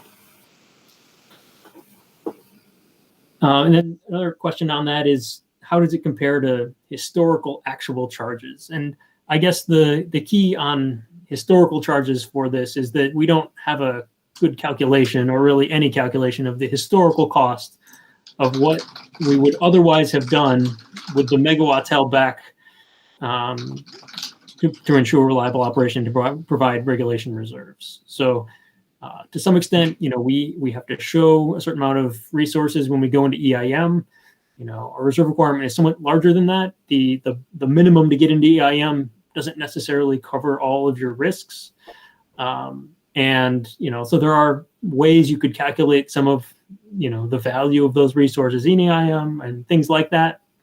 But it doesn't really compare to, securing enough resources to balance your load and so on, and having that flexibility the way we do it in the Plexos model for production cost calculations in the IRP. So, that margin that I described between a resource and what it would otherwise have done doesn't get calculated in actual operations. So we don't have a great comparison there.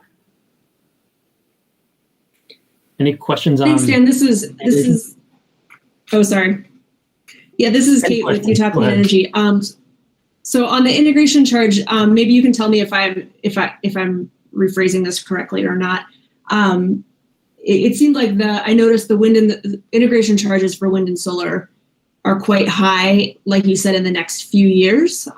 They increased really dramatically from the 2019 IRP forecasted integration charges. And so is that occurring because the model is restricted from purchasing front office transactions? And so there's fewer options available to meet that resource need. But in reality, you are purchasing those front office transactions, and so there isn't necessarily like the situation forecast in the integration charge chart figure F11 isn't occurring right now. Yeah, we don't currently expect the 2023 values to be accurate as far as what we think our marginal cost of holding reserves for integration purposes. I showed it there. It is, the downward trend is reasonable. There is I purposefully did not put 2022 on that figure because I thought it was completely unreasonable. We've already procured to meet those requirements, and 2022 is slightly over. But for 2023, absent the ability to go to market, costs could be that high. But we certainly expect to be in the market to procure resources so that we have enough to serve both our load and our reserve obligations. Okay, got it. Could you explain, maybe really briefly, how the way that you modeled the integration charges this time around is different from what you did last time? I think the modeling is comparable. I mean, the fundamental components are all still there. We have a requirement that gets calculated with a detailed study outside. That requirement is hourly. It's based on the composition of the system and the forecasted hourly load and wind and solar. All those inputs are the same. The mechanics of exactly how that's calculated is a different data set and some different math, but it spits out a megawatt reserve requirement that goes into the model. The model is a different model. It's Plexos now rather than SO and PAR. Plexos can see the reserve requirement at every stage, long-term, medium-term, short-term. So that's helpful. And it treats the once you get into the model, into that production cost modeling, it's the same essential concept. It's a 30-minute product required to be made available, based on the megawatt obligations that we have, and the range of resources that are eligible to meet that need is comparable to what we've done in the past. Okay, so the difference doesn't have to do with a change in the mechanics of the modeling, but a change in the inputs themselves. I think it's in part it's the inputs. Certainly there has been a change in the hourly requirements. That it's different based on as a function of the portfolio. I would say the next big mover in the next couple of years is the reduction in the market purchase limit. That's driving up reserve costs in certain hours, and maybe not realistically. And then third, the portfolio that we actually pick, to the extent there are a lot of reserve resources that would not otherwise be used for generation, they don't have opportunity costs that we, are using to set our integration costs. So, those are the big three for the changes. Okay, thank you.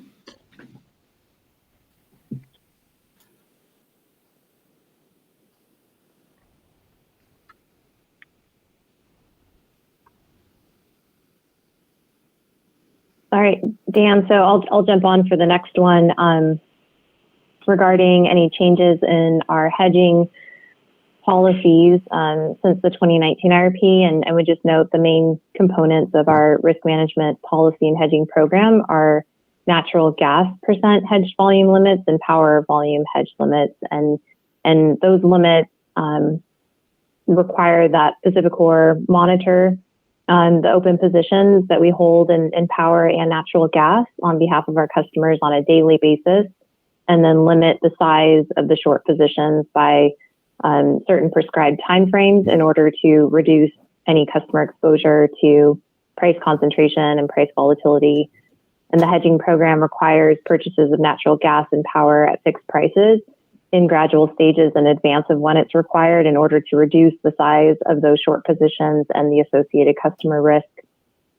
From the time of the 2019 IRP to the 2021 IRP, how we calculated our open positions and our risk limits changed.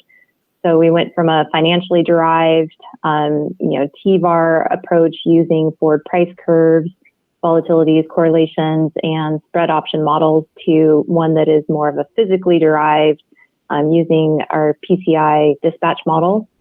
The actual hedging instruments did not change, and we continue to use fixed price physical and index price physical for power and swaps and index physical for natural gas. And that's all discussed in more detail in Chapter 10 of our IRP. As far as Plexus modeling, hedging practices or costs are not quantified or captured directly. However, we do recognize the inherent risk in leaving our position open, and by limiting FOTs and planning assumptions that Dan mentioned previously in his response as a way to model and try to capture that from a planning assumption standpoint.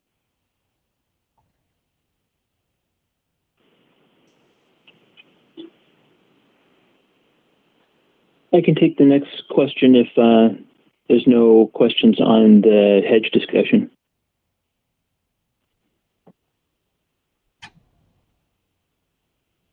This is Kate again. Sorry, I was struggling to find the mute button in time. I have a question. The change that you mentioned from financially derived to physically derived modeling, is that described in Chapter 10 of the IRP, or is there somewhere where that change is described in a little more detail? I believe it is, but take a look, and if it's not sufficient or you'd like to go more granular, please feel free to submit a data request, and we can follow up and provide more information. Okay, thank you.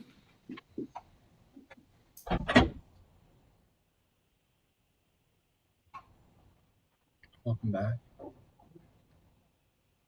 Randy? But I didn't answer it. Okay, so the next question is about the reduction in energy efficiency comparing the 2019 to the 2021 IRP. And the answer to this is that the company's energy efficiency bundling technique that was used in the 2021 IRP is allowing the model to target specific system needs by separating weather-sensitive measures and winter measures from annual and summer measures. So there's more accuracy involved in the bundling technique, and this helps to differentiate measures which deliver more benefits during higher value seasons and higher value times of day. So as a consequence of this approach, both the volume and the cost of energy efficiency may be reduced. For example, weather-sensitive measures have higher savings during peak temperature conditions and lower savings during other periods. By contrast, a flat measure that provides the same peak savings would continue to provide that same level of savings during less valuable periods. So the gist of it is that through the 2019 IRP and into the 2021 IRP, we were working with a more targeted means of applying energy efficiency to allow the model to better discern precisely what it should do. And so, we switched to this new bundling technique. And the important thing about it is that even though you may see a reduction in volume, the volume that you do get is more effective. It's a better selection for the model to make, and leads to better outcomes for the system. And that really is the overwhelming driver for it. But I will say if Dan or anybody from Customer Solutions wants to add some flavor to that, be my guest. From a modeling perspective, that's what's happening.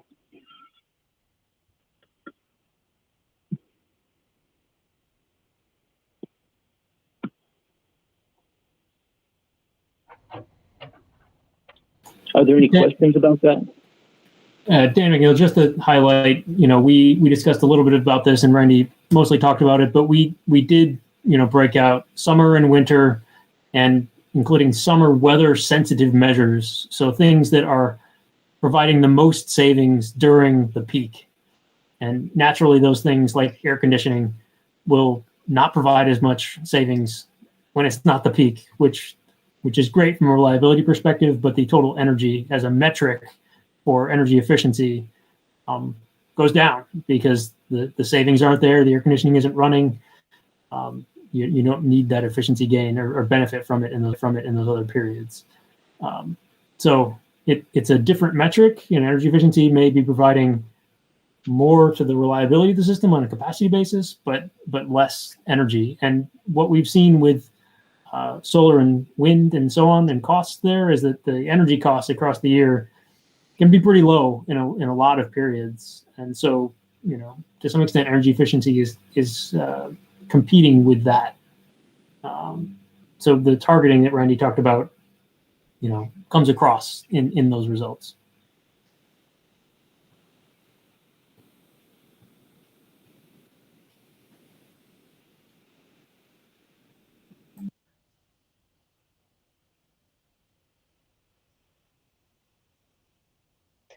Thanks, Dan. Any follow-up or final questions on that section?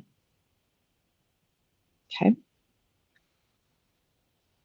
So we're moving into the CETA and allocation of costs section, just a couple of questions in this section.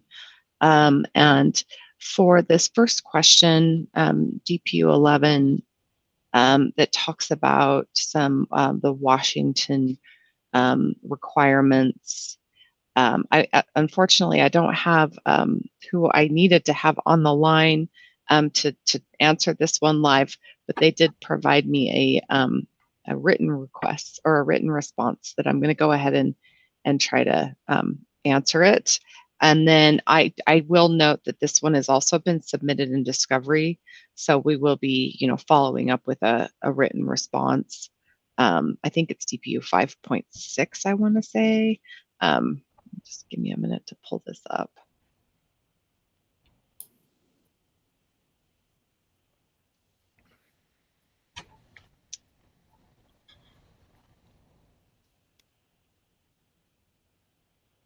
Sorry, I just seem to have. So yes, it'll. We will be responding to this as well in DPU 5.6 in the IRP docket. But the response is, at this time, the company doesn't have any additional system costs due to changes in resource acquisition decisions driven by Washington's Clean Energy Transformation Act, or CETA, or Clean Energy Implementation Plans, or CEIP. Any non-system costs incurred due to the implementation of CETA will be charged directly to Washington customers.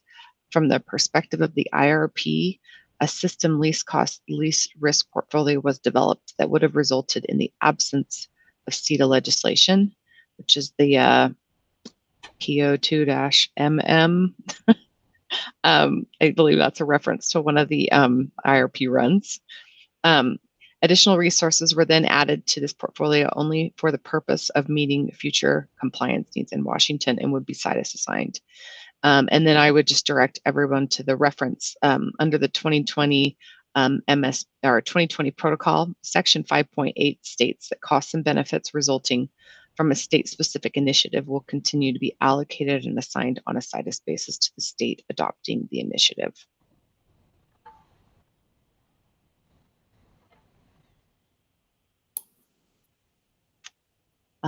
So the next question, Sierra Club 5, I believe Randy was going to take that one. Yes. The question is asking whether the company's evaluated whether the PO2H variant case is inherently CETA compliant. There's an important understanding that needs to be looked at here with the variant cases generally. So let me see if I can walk through this high level and then get down to the critical point. Because the PO2H is a PO2MM variant case that is not least cost, it's an inappropriate basis for the CETA compliance cost, particularly as the early retirements that are the specific subject of the study are not Washington allocated and occur outside of the action plan window. And that's a time frame that's going to be restudied on an ongoing basis as long-term resource plans evolve. The system-wide optimization in the PO2 variants are based on the optimal portfolio for all states, whereas the costs inherent to CETA's increased requirements and constraints would be borne in any case by Washington customers as provided by the incremental cost of CETA calculation. So what this boils down to is that regardless of the relative cost of PO2H adjusted for CETA compliance, adopting PO2H as the preferred portfolio would inherently and as a matter of fact needlessly increase cost to all other states, as the P2H's present value revenue requirement differential demonstrates when you compare it to PO2MM. In other words, in the absence of CETA, PO2MM is the best case for everyone.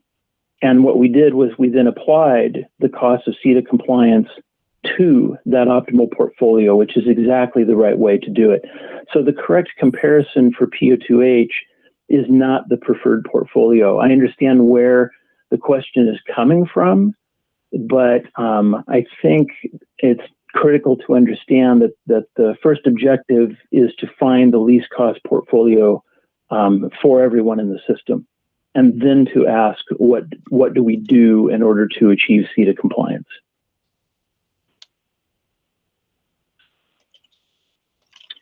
Any questions about that?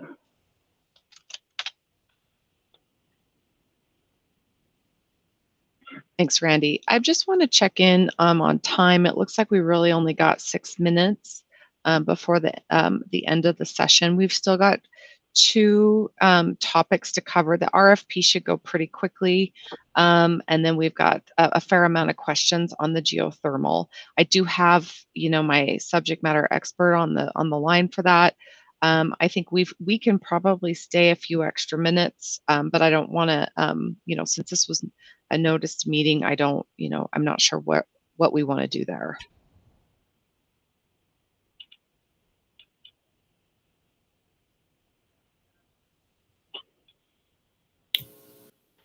So I mean, John, I'm sorry, and I didn't mean to catch the That's fine. commission off guard, but do you guys prefer that we just keep going and finish up, or do you want to just have the geothermal section handled some other way? Well, I don't know if I'm in a position to give a definitive on that. Do I have a commissioner or a commission attorney on the call? Oh, there's Thad. Yeah, I don't think the notice for a tech conference prohibits moving on for another half hour or so. But with the understanding that anyone who can't stay on and needs answers can either review the recording or submit data requests. So I don't see any reason why another half an hour for those who can stay causes any notice issues. Okay, thank you. I appreciate that. I just wanted to check in with everybody. So we're going to move on to the RFP process. This should be quick. I've got Heather Eberhardt from the RFP group on the line, and she's going to just real quickly answer these questions.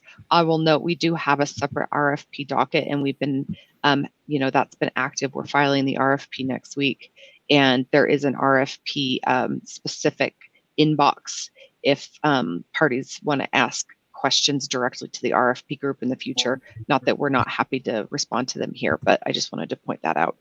Heather, are you on? I am, yes. Hi, this is Heather Eberhardt. I'll just jump in the interest of time.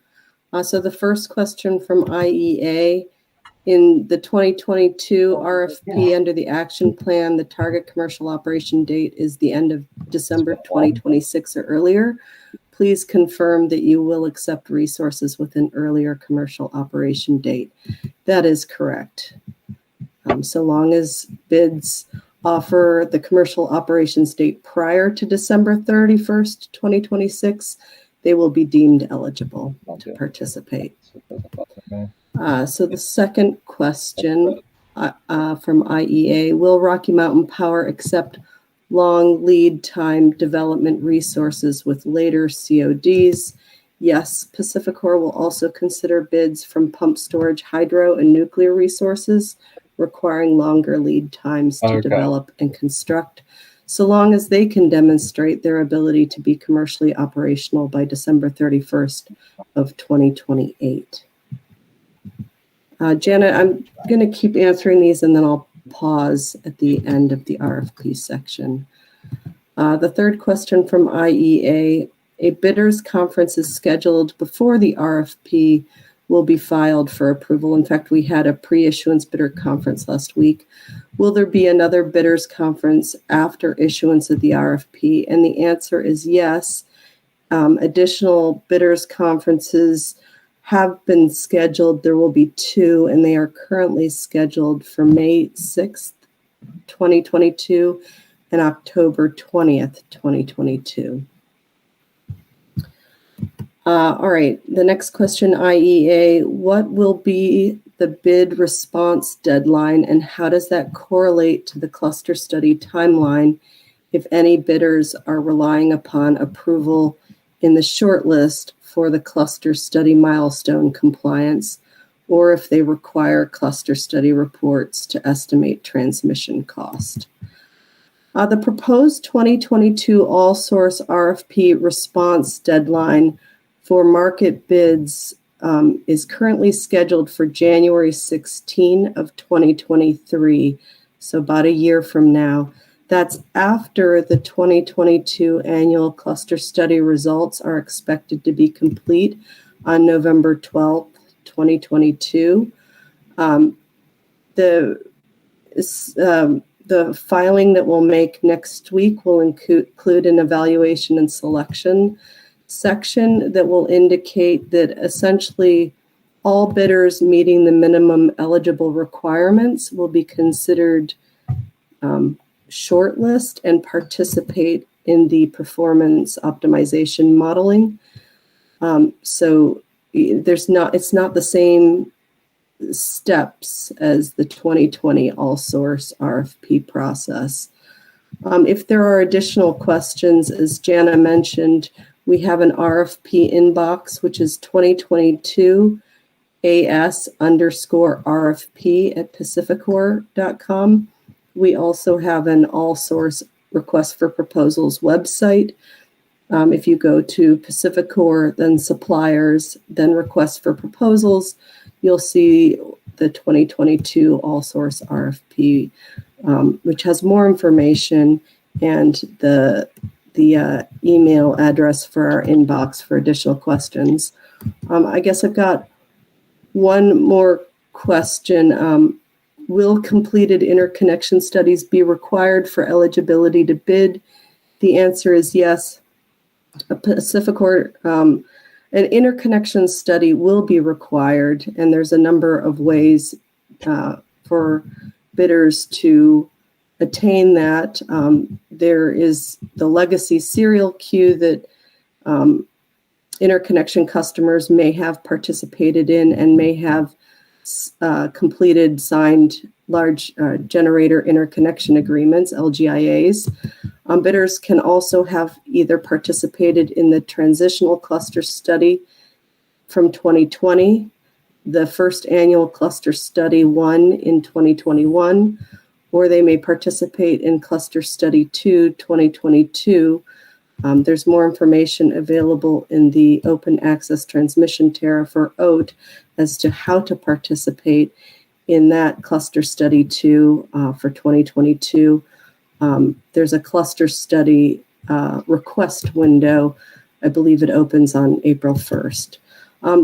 Bidders may also have an interconnection study from the small generators may be eligible for the fast track process as described in the OAT.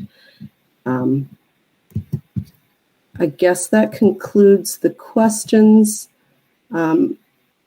provided to date. Are there any additional questions right now?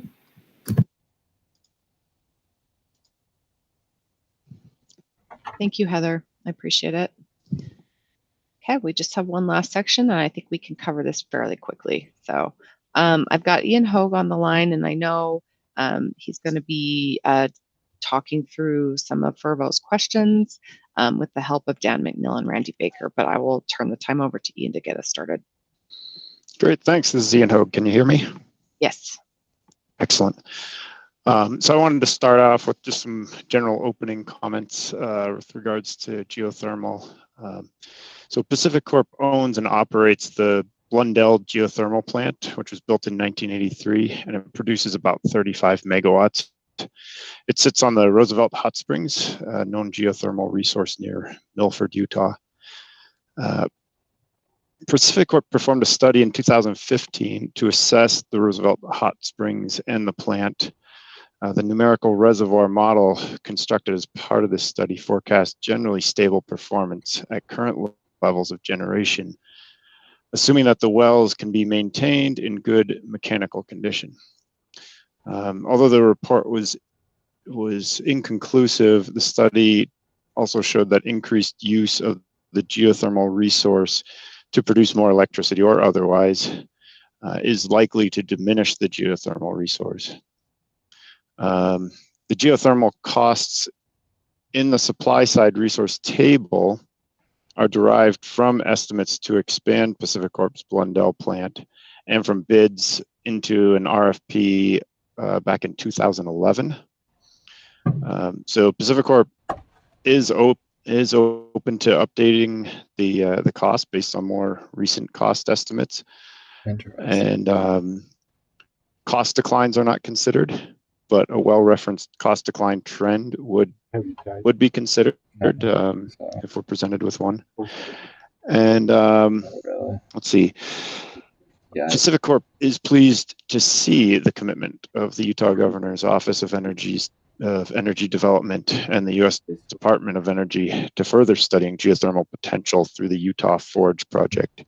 According to Dr. Laura Nelson, Utah has the potential for about 2,200 megawatts for geothermal generation, which could be a considerable contribution to PacifiCorp's generation capacity.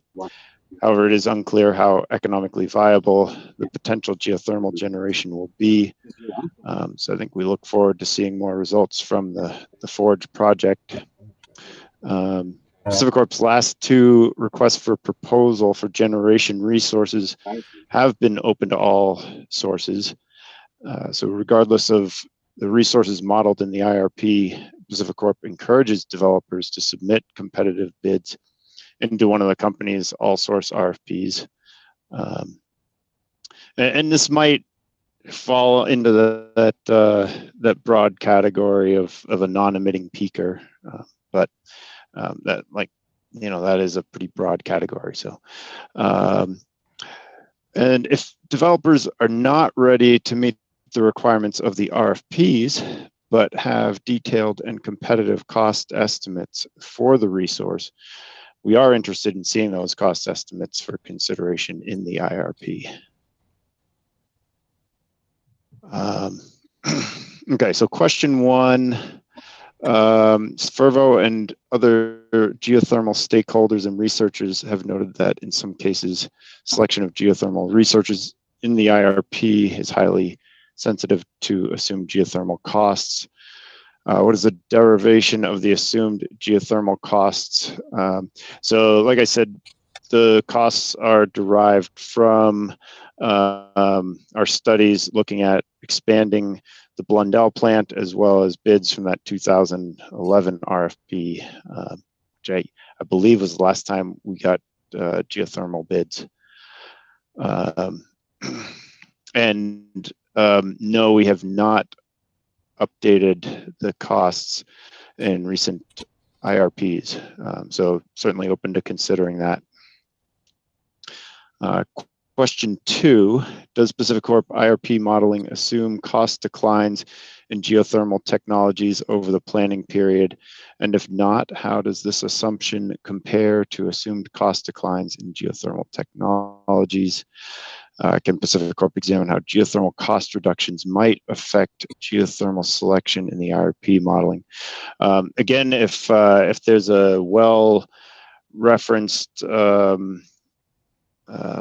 cost decline forecast, we'd be open to using that in the IRP. So we'll take a look for that. Number 3, what is PacifiCorp's assumed geothermal resource potential in the region? How does PacifiCorp's assumed geothermal resource potential in the region compare to other regional estimates? They reference a table 2, which shows our Blundell expansion at around another 35 megawatts, I believe, and then a greenfield plant at around 45 megawatts. And I think I'll have to refer to Dan McNeil or Randy Baker as to whether or not those resources were limited in the modeling to those levels, or if they were kind of assumed to be available at for multiple projects. Dan or Randy, can you? Yeah, and I was planning on touching on that under number 4. Can the process for the Plexus LT modeling be described further to explain whether geothermal was screened out prior to modeling or included but not selected? And the answer is that geothermal, was available but not selected.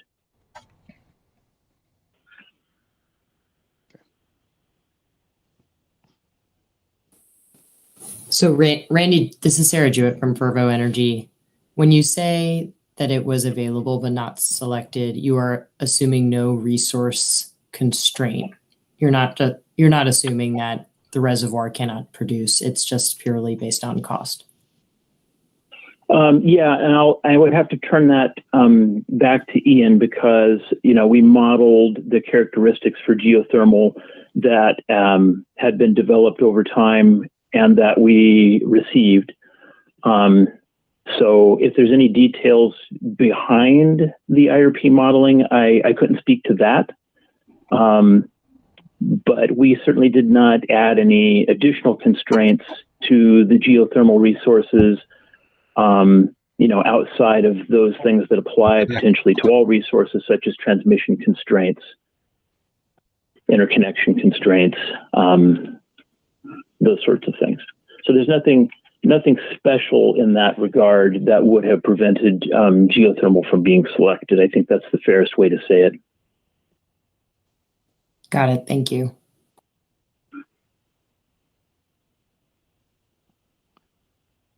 Okay. Question 4, can the process, I think you just addressed that, Randy. Yeah, and I can probably take this next set and then refer back to you, Ian, if necessary, or if we get into details on further questions. Okay, why don't you go ahead and take it away, Randy? Okay, so just having addressed number 4, let's take a look at number 5. Essentially, this is asking for a sensitivity analysis in the 2021 IRP. And I won't go into the details about the sensitivity analysis or how that might get translated into an IRP sensitivity.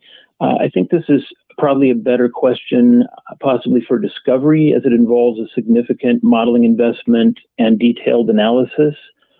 What I will say at this time is that while the future sensitivity is not out of the question, it has to compete with other requests. Certainly we have requests that are currently on the table.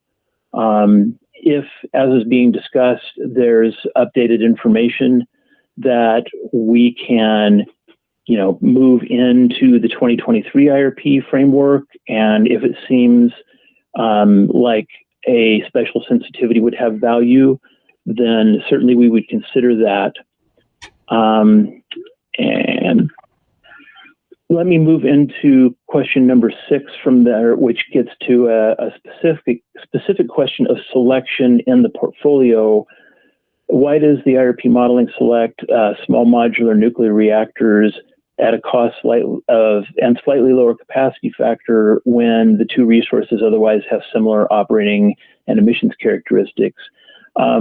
The first answer is that the models didn't report results indicating that geothermal was an optimal choice for meeting the needs of the system.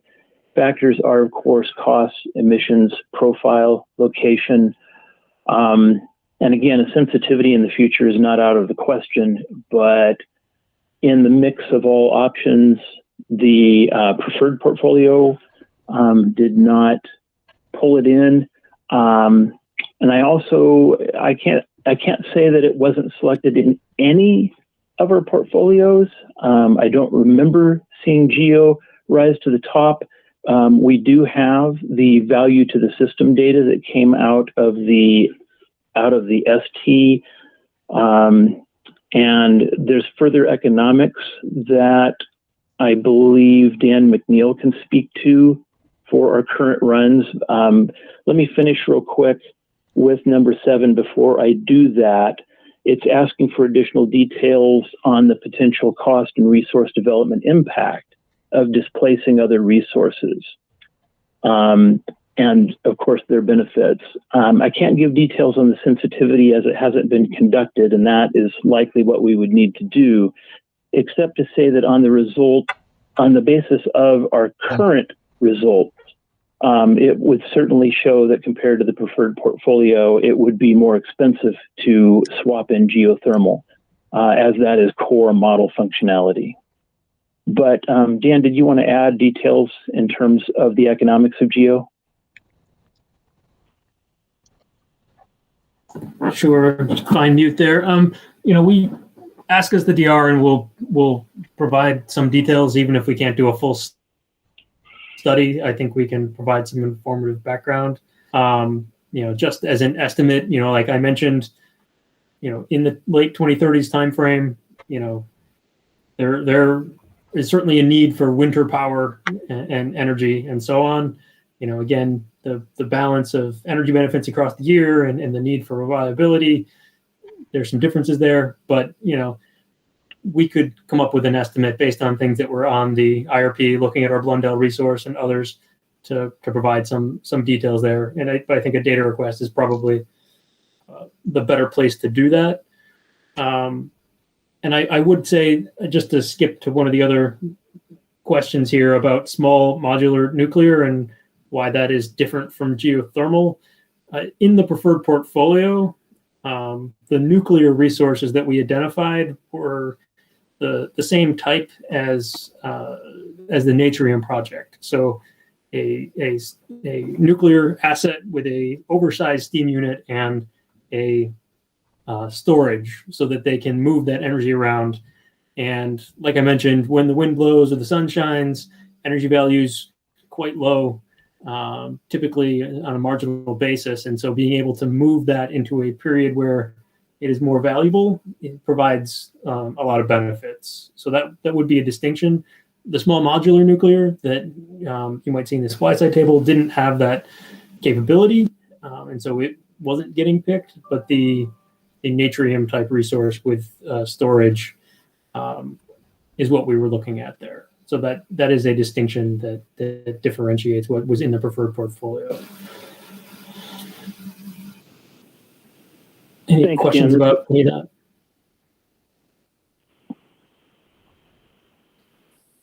Hey, this is Ian. I did want to take this opportunity to clarify one thing about small modular reactors while we're talking about it. And that's just that these small modular reactors, while smaller than a traditional reactor, are not intended to be, dropped in one module here, one module there. The plant design is 12 reactors in one plant, and the reason that the small modularity of them is effective is that these can be manufactured elsewhere and shipped on rail cars. They're small enough that they can be shipped easily to the plant location. So it's just a common misconception that I've seen that I thought was worth clarifying while we're talking about it. So that implies that the selection. I'm sorry. That implies that the selection of the small modular nuclear then would be for a resource of considerable size. Yes. And just to contrast that with what we talked about earlier with the geothermal, where you can take one at a 45 or whatever size megawatts, or you can have as many as you like, and the model can fit them in piecemeal wherever it wants. It is harder for the model to find a big enough space for multi-hundred megawatt units. So there's limited opportunities to fit those in. So those are captured.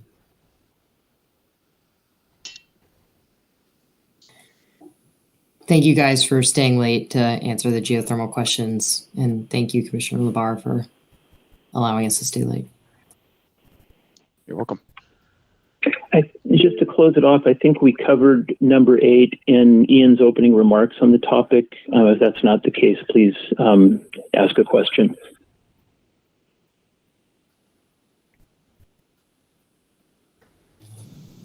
I think it makes sense. I mean, I think with you guys speaking about the benefit of the storage capability of the nuclear that was chosen, my question is answered.